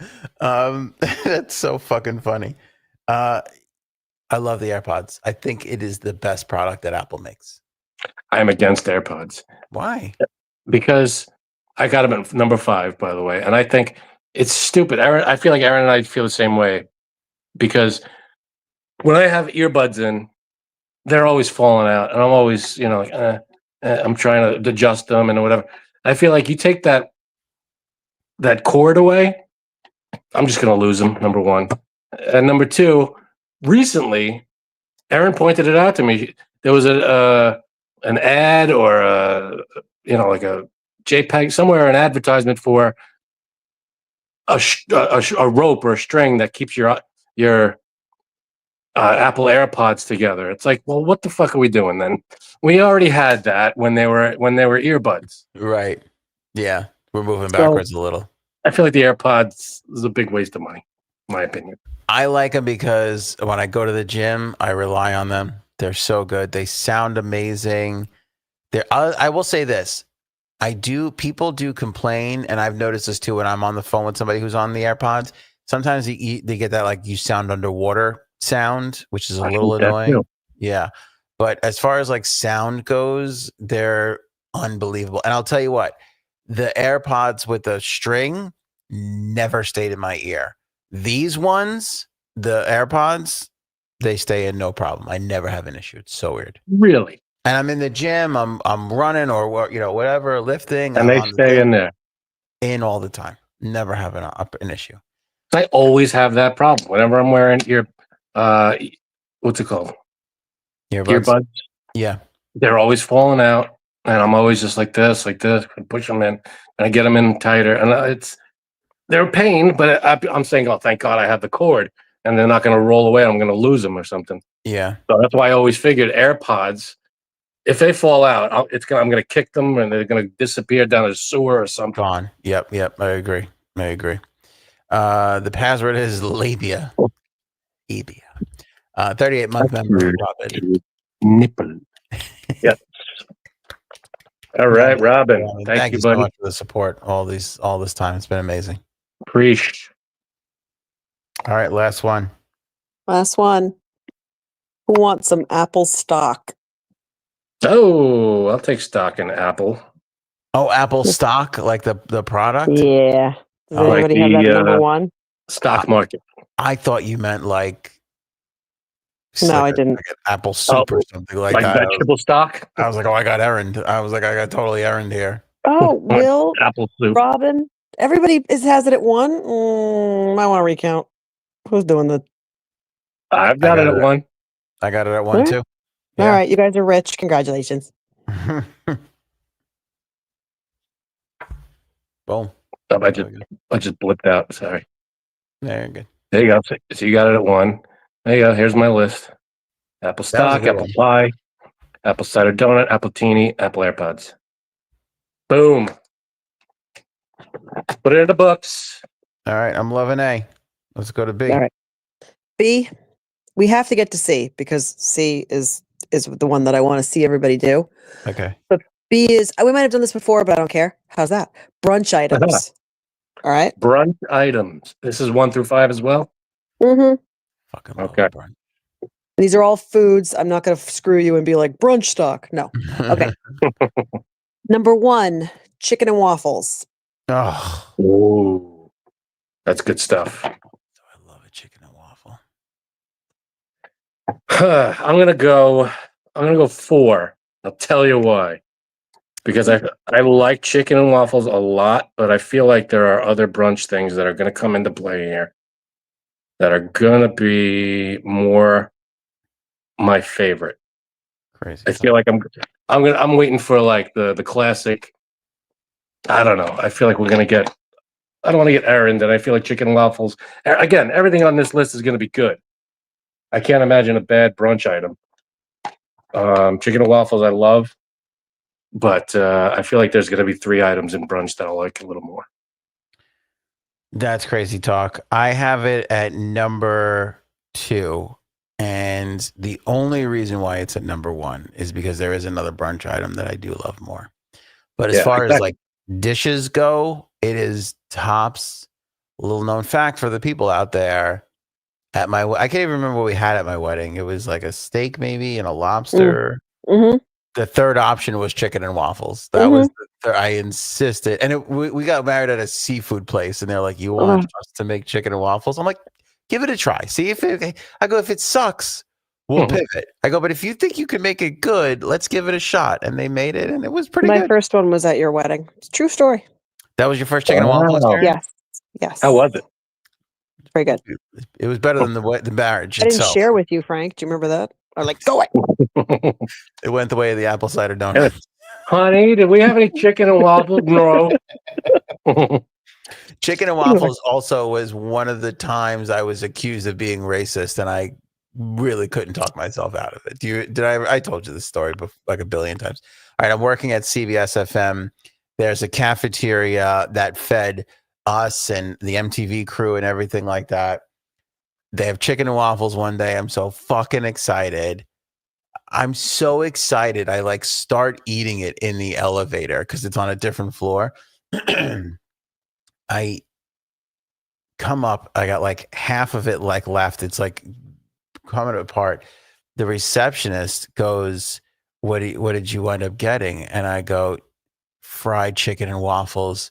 I'm like, you would love this. And she was like, what the fuck does that mean? And I was like, what? And she's like, what the fuck does that mean? And I was like, oh my God. It's really good. And she's like, what, all black people like chicken and waffles? And I'm like, oh, I don't even, but I was sitting like a deer in headlights. I was like, no, I don't know what's happening. That's a very Larry David moment.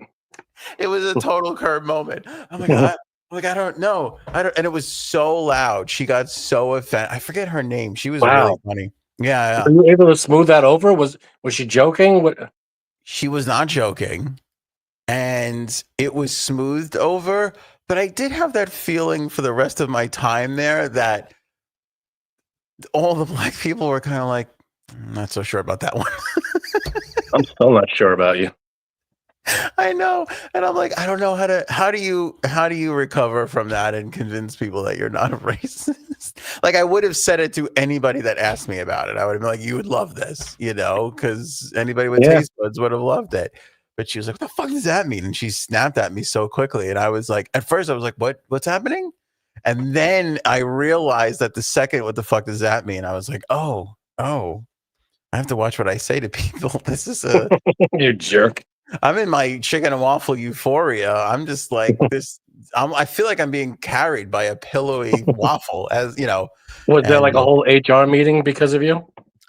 There wasn't. No, there wasn't. But it was a bit of a to do. I'll say that. Like, the people gathered. There was oh boy. There was like a, because it was reception, so it was pretty open and people heard it.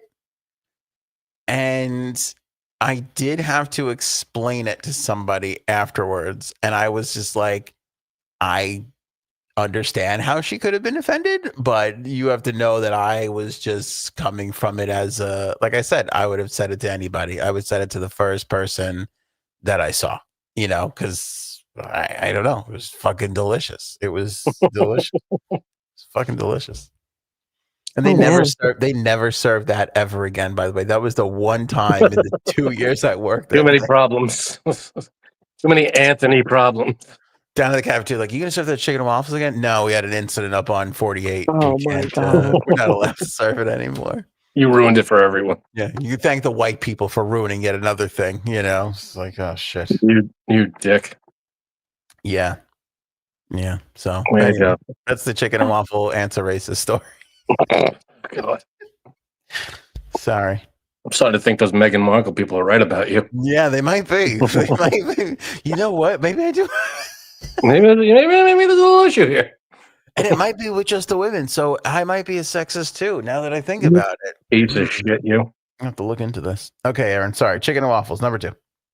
Okay. Who's up for the less racially charged Eggs Benedict? See, there we go. Now we're talking. That's what I saved it for. Number 1. There is nothing better than fucking Eggs Benny. God, I love Eggs Benedict. Now, my one complaint about Eggs Benedict is it's never enough. You mean it's on too its own? Small. Yeah, it's always too small of a portion. Whenever I'm done, because it's one like egg yolk on a little thing, and it's too. I know it's rich, but if I had double the order every time, I'd be happy. Well, do you ever just order Eggs Benedict? They come with 2s most of the time, but I feel like in a brunch, I want 4. Because I was going to say, in a brunch, I'll only get 1 because I do want to try the other items. But that's my favorite. That's my absolute favorite. If that's my main course of brunch, if I'm sitting down at a restaurant and I'm ordering a brunch main entree, whatever, and I order Eggs Benedict, it's really good and I love it. But I eat it. I'm done in like 5 bites, and I'm like, all right, I want another stack of awesomeness, please. Can I get a short stack of Eggs Benedict? You mean pancakes? No, I do not. I'm gonna need a stack 4 Eggs Benedict up for me, please. Yeah, stack them high, baby. All right, let me ask you a question. What's your favorite Eggs Benedict? Because there's a lot of varieties. They introduce some. I like classic. Can you give me the egg, ham? Like English muffin, and what's it called? The sauce. Yeah, the béarnaise. I'm with you, but I am impartial to a crab cake Eggs Benedict. You put a crab cake on there. Oh, it's a new party. Oh, it's a whole new party. All right. Good times. All right. So we're both at number 1. Both at number 1. We agree on something for once. Yeah. All right. Okay, next up Sorry, Miss Justice is right. It's hollandaise. Hollandaise, yes. Is it béarnaise or I think it's hollandaise. It's hollandaise, right. Yeah, you're right, Miss Justice. Okay. Okay. Next up is biscuits and gravy. That's good. That's a big That's item. great. That's See, I not like biscuits. something you could get at a regular breakfast or that I know. you're ever going to make at your house. And there's no protein, but guess what? Oh, biscuits and gravy is good. See, I feel like I've had this. If I'm not remembering it incorrectly, I feel like I had biscuits and gravy, and there was crumbled sausage in the gravy. Can be That's, some spicy. that's a thing, right? Some spicy. What is that spicy sauce? Chorizo sometimes? Chorizo in there. Yeah. I gotta go number 2 for biscuits and gravy. Oh my God. So fucking hungry. With the white gravy. Oh, what is that white gravy? Who did brown know. gravy come first and somebody go, I bet you we make this white. It's going to be unbelievable. I don't know, but it's amazing. Gotta go biscuits and gravy at number 2, baby. Let me tell you Up something. the ante at 1. Let's see, we got a lot of 4, 1, Will. Yeah, good. All good stuff. Rhonda, 2s, a lot of 2s. Flying White 3. Justice 4. Okay. You ever go down south and have a biscuit and gravy? Yes. I was in Atlanta. I had biscuits and gravy there. Delish. Yeah. Good I think stuff. That's where I had it with the sausage. I was in Savannah, still Georgia. It was phenomenal. Yeah, it was so good. Gotta love it. So fucking. What are you doing tomorrow? You want to go for brunch? In Atlanta? Sure. Let's go, baby. I think we can get a flight. I'm not sure. Let's look into it at least. All right, Aaron, 2 more to go here. Okay, who likes crepes?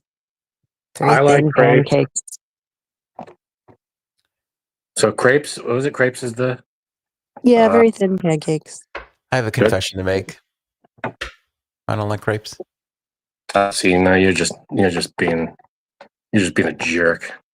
I don't really love a crepe. It's okay. I a crepe with Nutella. People love crepes with Nutella. That's not me. What do you put? A fruit? You like a raspberry in it? What do you put in a crepe? It'll be delicious. What do you put in a crepe? I'm putting it 5, but it's still great. I still love it. So the only one I have left open is number 3. This is let's see if I can get that in there. Yep, I got 4. Okay. Our lists are a little different, but I got 4. Okay. Yeah, crepes I do love. I think they're great. A little powdered sugar on there, a Nutella spread. If there's a crepe, if I'm at a thing and there's a crepe station, I'm right there. No, I'm over at the omelet station. I like a good omelet. I wonder if that's love an omelet. What's going to be next? Aaron C. I think we're ready. All right, the last one is the drinks, the mimosas, the bellinis, the Bloody Marys. Yes. All good. I love all 3 of those. Which one's your favorite? Out of the 3, it depends on my mood. You got to be in the mood for a Bloody Mary because they're heavy. It's like drinking soup. It's like a meal by itself. Excuse me. So Bloody Marys are great. Again, you got to be in the mood for it. So it's a toss-up for me between a Bloody Mary and a mimosa. Bellinis are still really good. Very close second. So 1 and 2, I would say Bloody Mary and mimosa. That's pretty good. Yeah, but if I have to pick a definite one, I'd say Bloody Marys. If it has to be made right. I've had bad Bloody Marys. I've had really good one. Yeah. I've had a Bloody Mary where it tastes like, the cocktail sauce that comes with like shrimp. It's like, I feel like I'm dipping cocktail sauce. This is gross. But then I've had really good ones where it's like, all right, this is an amazing drink. Got all the spice in there, and it's because it can't be too spicy. That's the catch. It can't be too much horseradish. Can't be too horseradish or Tabasco. The Worcestershire sauce. Gotta get that in there. Good stuff. Will likes mimosas with extra mimosa, which is nice. All right, this is the one I really wanted to see you guys do. This is C. Everyone label their number from paper to 5. And This is called college courses. These are real college courses. All right. Okay. College courses. Here we go. Number 1 is the phallus. What? The phallus from drawings on cave walls to today. What does it mean? Wait, what? The course is phallus. called the phallus? Mm-hmm. So it's the study of wiener-shaped things? Mm-hmm. Jesus, I'm all turned on now. This is hot. From then to now. From then to now. Wieners over the years. Yes. Not even wieners, just wiener-shaped things. Things shaped like wieners. Bird, I'm surprised at 5, Bird. Sorry, I just am. I feel like it would be, I mean, what could the quiz be like? Just identify these works of art? Like, what's the name of this one? What's the name of that one? That's probably all that would be. Sure. I'm with Bird. I'm going 5. I don't want to study wieners. Well, that's the thing. You're not studying wieners. You're studying things shaped like wieners. Feels very repetitive. All right. Yeah, I'll go 5 too. Phallus. Because I bet you the wiener in, 24 BC is the same as the wiener in 1300 AD. I bet you that's basically the same. It's not wieners. It's things shaped like wieners. It's all wieners, my friend. It's all wieners. Okay. I'm not even sure how to spell phallus. I just wrote wieners. I don't even know if I spelled wieners right. If we're all going to be honest with each other, I don't even know if that's correct. Is it P-H-A-I? No, A-L. P-H-A-L? P-H-A-L-L-U-S. L-U-S. Thank you. All right. Number 2, we're swinging the pendulum far away from the phallus to surviving the zombie apocalypse. Oh, fuck. Come on now. One for Frank, for Christ. I'm in on that one. He'd be up at the front of the class going, "Excuse me, you forgot to give us homework." I'd be up front teaching the damn class. I'd be like, all right. You don't know what you want. Why don't you go have a coffee? I got it. Yeah, don't listen to this jerk. Here's what you do. It all depends because you got to plan for. Is it the Night of the Living Dead zombies when they're walking, and you could outrun them? You can just walk fast and beat them, or is it the Dawn of the Dead, new ones that run after you at full speed and don't fucking stop? That is a little harder to deal with, but that's a different course or a different semester in that course. I don't know. But I feel like, Zombies 101, you got to go where the food is and you got to be able to fortify your area. Anyway. I'm being quiet. I'm letting you have your moment here. I know this is a big deal to you, so go ahead. I don't know. Big deal. Frank, can I share the lore? The lore? Oh, sure. So it's funny, when Frank and I were dating, Frank said that he told me that he had a key to a place that he would go in the zombie apocalypse. And I was with his brother at his mom's house, and I was sitting with him on the couch, and I was like, "Oh, Frank said that he has a plan for the zombie apocalypse." And his brother looked at me and went, "Where do you live?" And I'm like, "Not especially near here." And he goes, "Oh shit, I got to go get the key because he's going to go try to save you, and I'm going to be stuck without the key." So he got up and left, and I was like, "Oh my God."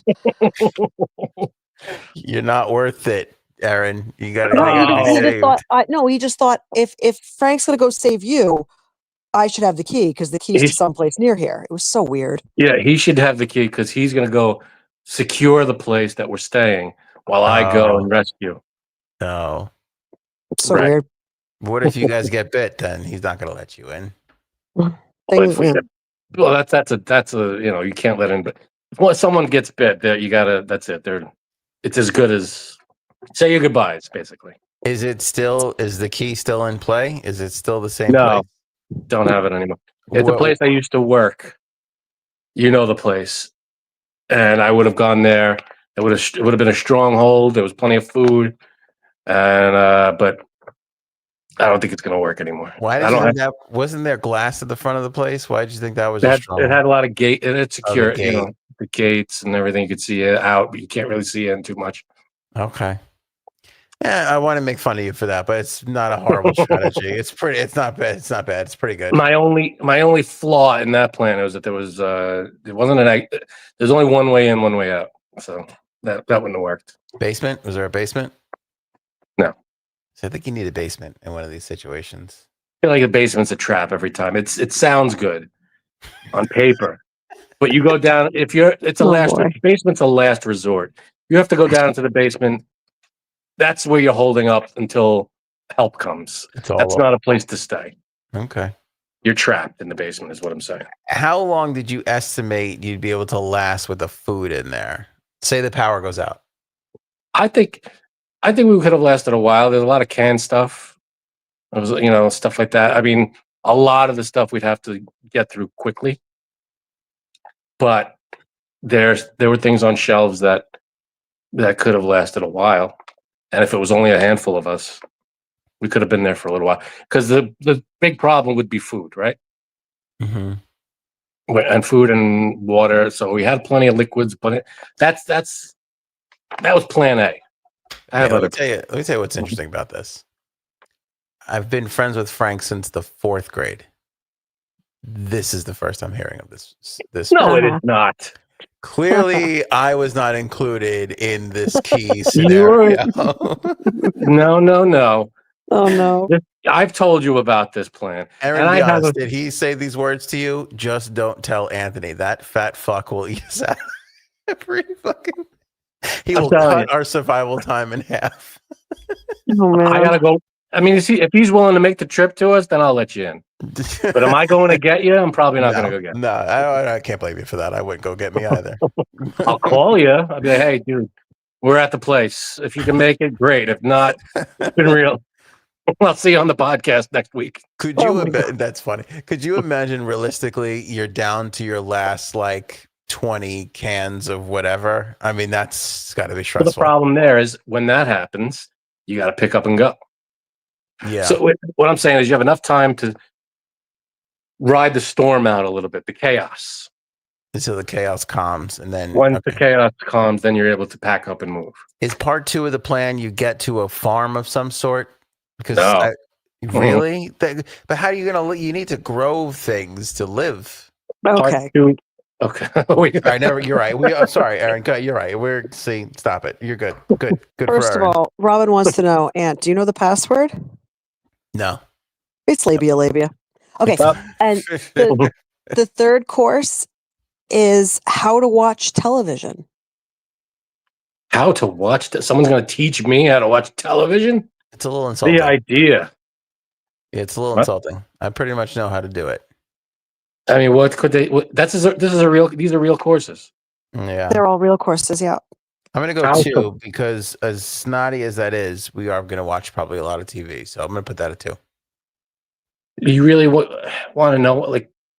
I feel like you're gonna come out of that class going, "No shit." Well, what are they gonna tell you? I think it's gonna be what to look for in character arcs and storytelling and stuff. Well, not for that. 4. At least you're watching TV. Go, yeah. Press play. That's. Yeah, no, I get that, but how to watch it? I know how to look. I'm because I'm sitting there going, well, look at this character arc. Doesn't mean I'm not thinking of it. I might not be thinking the words character arc, but I might be following the character through there. I don't need to. I don't need to attest on how I'm watching TV. I get that. I'm with you there. So I got it at 4, just above phallus. Okay. I think that's a little low, but okay. It's your list. Thank you. Next up, number 4, arguing with Judge Judy. Oh boy. Oh, this has got to be number 1 for me. I like a good argument. Don't pee on my leg. Tell me it's raining. Yeah. She's a good person to spar with. Arguing with Judge Judy. That would be kind of fun. I could live with that at 3. Yeah, 3's good because I can go toe to toe, but then I'll be like, all right, I'm done with this. I can't do this anymore. Because if it just sounds like a debate class. And the one thing I hate, I was never in a debate club or team or anything like that, but I feel like I wouldn't be able to take the side I'm not on. I'm not realistically on. Do you know what I mean? Because they always assign you a side. You're pro this or you're anti that. If I'm not really that, it's going to be hard for me to argue it. I agree with you there. I'm not passionate about it. I can't. Yeah, you can't fake it. You can't fake it. I mean, you could, but it's not going to be good. Though. It's still not going to be. Like if someone said, you have to be pro-Trump, I'm going to be like, I can't make that argument. I mean, I could fake it a little. I could, come up with ridiculous, whatever my reasons are that I don't, and just think the opposite. But I'm not. My heart's not going to be behind it. Yeah, I'm with you there. I still think it's fun though. I'm going number 1. Sure. Number 1. Yeah. Wow. All right, I got number 3. There's only one more left. I feel confident in that one. Where did you put zombies? 4. You jerk. Wow. I would have put it at 5 if I didn't put wieners there already, because that, like you just said, the hypothetical of today, if it's a fungus, I'd be like, oh, fucking kill me, right? Again, I'm the kind of person that I'm going to step outside, cut whatever, so that whatever gets them to me fastest, so that I could just be out, and I don't want to know. Yeah, before I met Frank, I was going to put barbecue sauce on my neck. Exactly. Yeah, exactly. Like, just end it. Just end it already. It's too much to keep fighting. It's exhausting. You don't have that survival instinct? Come on. Plus, that video I sent you, how fun did that look? No, I do, and I wonder about that too, if that'll kick in. But at the end of the day, I'm kind of like, nah, fuck it. I don't want to spend 10 years in shit. I need air conditioning. I need comfort. Who said you're not going to have that? You can still rebuild and have it and get everything back up and going. That's the first to go. Air conditioning is the first to go. I'm not looking. Let's get this straight. I'm not looking forward to or rooting for a zombie apocalypse. Kind of sounds like it is. You've been talking about it for a long time. But if it happens, I'm gonna, make the most of it. No, part of me thinks you're Aaron. Am I wrong here? No. I think he's kind of rooting for it a little bit. I have reasons where I would not want that to happen. Who's ready for number 5? Is air conditioning one of those reasons? Because then I could. Air conditioning is one of them. Number 5. No, the reason, there are people like medicine would be gone, and people that I know who need to take a medicine every day would run out of it, and that would be the end of that. Oh, so there's some stuff that you would need. Yeah, so there's be stuff that gotcha, would not be great. Yeah. Okay. All right. So number 5. Number 5 is The Sociology of Miley Cyrus. Oh, see, played this one like a charm. You did, Aunt. You did. I was afraid there for a second. I thought you were going to say Tony Soprano. That would have been disappointing. I would have had to put that number 1. But I feel good about this. I don't care about her at all. Where did yours land? Now she's number 3. So, all right, I got her at number 2. I can tell you, I essentially hate my 3, 4, and 5 because I got Judge Judy and TV at 1 and 2. That's a good list for me. See, I'm rethinking the TV one because you're right. You're just going to be watching TV, but when I watch TV, I want to not turn my brain off, but I want to just not have to go crazy with the analysis and everything for the most part. So I got zombies, Miley Cyrus, Judge Judy, television, and wieners. Do you really like Miley Cyrus over Judge Judy? I'd probably go Judge Judy first at that course. I mean, what could they tell me about Miley Cyrus? She's twerking. Okay. I feel like whatever they could cover it in a class or 2. I don't need a whole semester of Miley Cyrus. Agree. Yeah. All right. We're at the 2-hour mark. You want to go more? You want to cut it here? Okay, let's cut it here. I could do D. Tune in Wednesday. I could go for one more if you're. Well, do D. I'm going to ask for dispensation to skip D and do E if that's okay. Yeah. Okay, we'll get to D. We're just going to go out of order. Okay. So this is Elizabeth movies. These are okay. So people named Elizabeth starred in these movies. Okay. Okay, not the character names, just the actual actor. Okay. Okay. Number 1 is Elizabeth Berkley's Showgirls. Hot. Oh boy. Hot. Now, is this on basic cable, TBS, or The Real Thing? The Real Thing. All right. I dropped many a teenage load to Showgirls. Thanks, bud. Sorry, was that too graphic? It was very influential. That was a little too Too much. graphic for us. On top of, well, let's be honest. It's an exciting moment when Jessie Spano, you never think you're going to see her naked. All of a sudden, she's totally naked. Like, what a thrill that is. And then we get naked Gina Gershon on top of that. I'm sorry. That's monumental. Yeah, that's true. I'm not saying it was. I mean, as far as movies go, it was shit. But who's watching the movie anyway? I don't think I've ever seen the end of it, so I'm not entirely sure. We figured out why the password is what it is tonight. I'm gonna go number 3. There's a lot of good moments to it, but I'm gonna go 3. It's Yeah, Showgirls, Bird, starring Elizabeth Berkley. Showgirls. All right. We got a lot of 5s in there, 4s. A lot. Where did you put it, Frank? I got it at 3 as well. Okay. Because I feel like, it's the first one out of the gate. I'm trying to think of how Elizabeth. Yeah, all right. I mean, 3's good. I'm happy with 3. I still don't understand why she would whip around in like when she was having. That was a lot of whipping during the sex. Remember the sex in the pool? Yeah, that was weird. She was a little overacting. Yeah. A little weird. Anyway. Okay. Okay, next up is Elizabeth Perkins's Big, the movie where Tom Hanks becomes big. That's a great movie. I love Big. She's great in that too, by the way. She doesn't get enough credit for being just like solid in that. She was great in that movie. Imagine pitching her. She's like some kind of a pedophile, but not really a pedophile. Like, explain it again. Like, I mean, that must. And she played it where you're not creeped out by it at all. Yeah, I mean, it's Tom Hanks. That's it. It's her and Tom Hanks. Yeah, like imagine pitching that movie today in this climate. People would be like, it would be really bad. Oh my gosh. Did I tell the hockey story? Please. Okay. Hockey story. Is it okay or no? I don't know which story, so yeah, sure. The one where your brother went into the locker room and I'm like, I'm not going to look at these because they're young kids, like in the locker room. I don't want to look at them.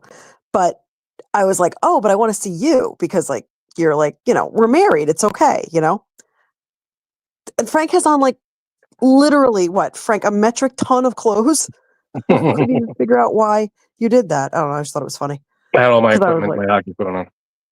It was just funny because all these boys were in towels and I was like, I'm not going to look at this. This is not okay. And I'm like, but where are you? And he looks like, the kid who can't put his arms down in A Christmas Story. And I'm like, why are you wearing so many clothes? It's so bizarre. Okay. So were we ready for 3? I put it at 2. Where'd you put Big? I got it at 2 as well. Okay. All right. Okay. Next up is Elizabeth Shue's The Karate Kid. Oh, gotta go 1. I don't know. 1 is Big. No, Big is 2. God, am I gonna put Karate Kid behind Showgirls? I think I am. This list might be falling apart in front of our very eyes. You put Karate Kid below Showgirls? Yeah, I gotta do it. Gotta do it at 4. Oh, you messed up big, man. Might have. All right. Next one. Next up? Mm-hmm. Please. Okay. Next up is Elizabeth Olsen's Avengers Endgame. It's a good one. Damn. That's legendary. Endgame is not as good, in my opinion, as Avenge. What was the one right before it?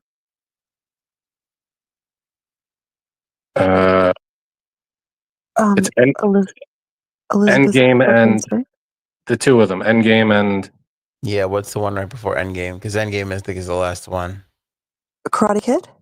No. I mean the Avengers movies. We're talking about the MCU. Oh, sorry. Avengers Endgame and Avengers.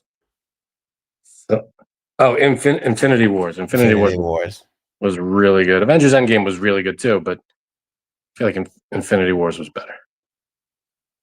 All right, but I got that at number 4. So the only one I have open now is 5. Me too. All right. There we Okay, the go. last one is Elizabeth Hurley's Austin Powers International Man of I Mystery. knew it. I just You knew did? Elizabeth Hurley was going to show. I had a very big suspicion. That's a good one. See, not all good movies on this list.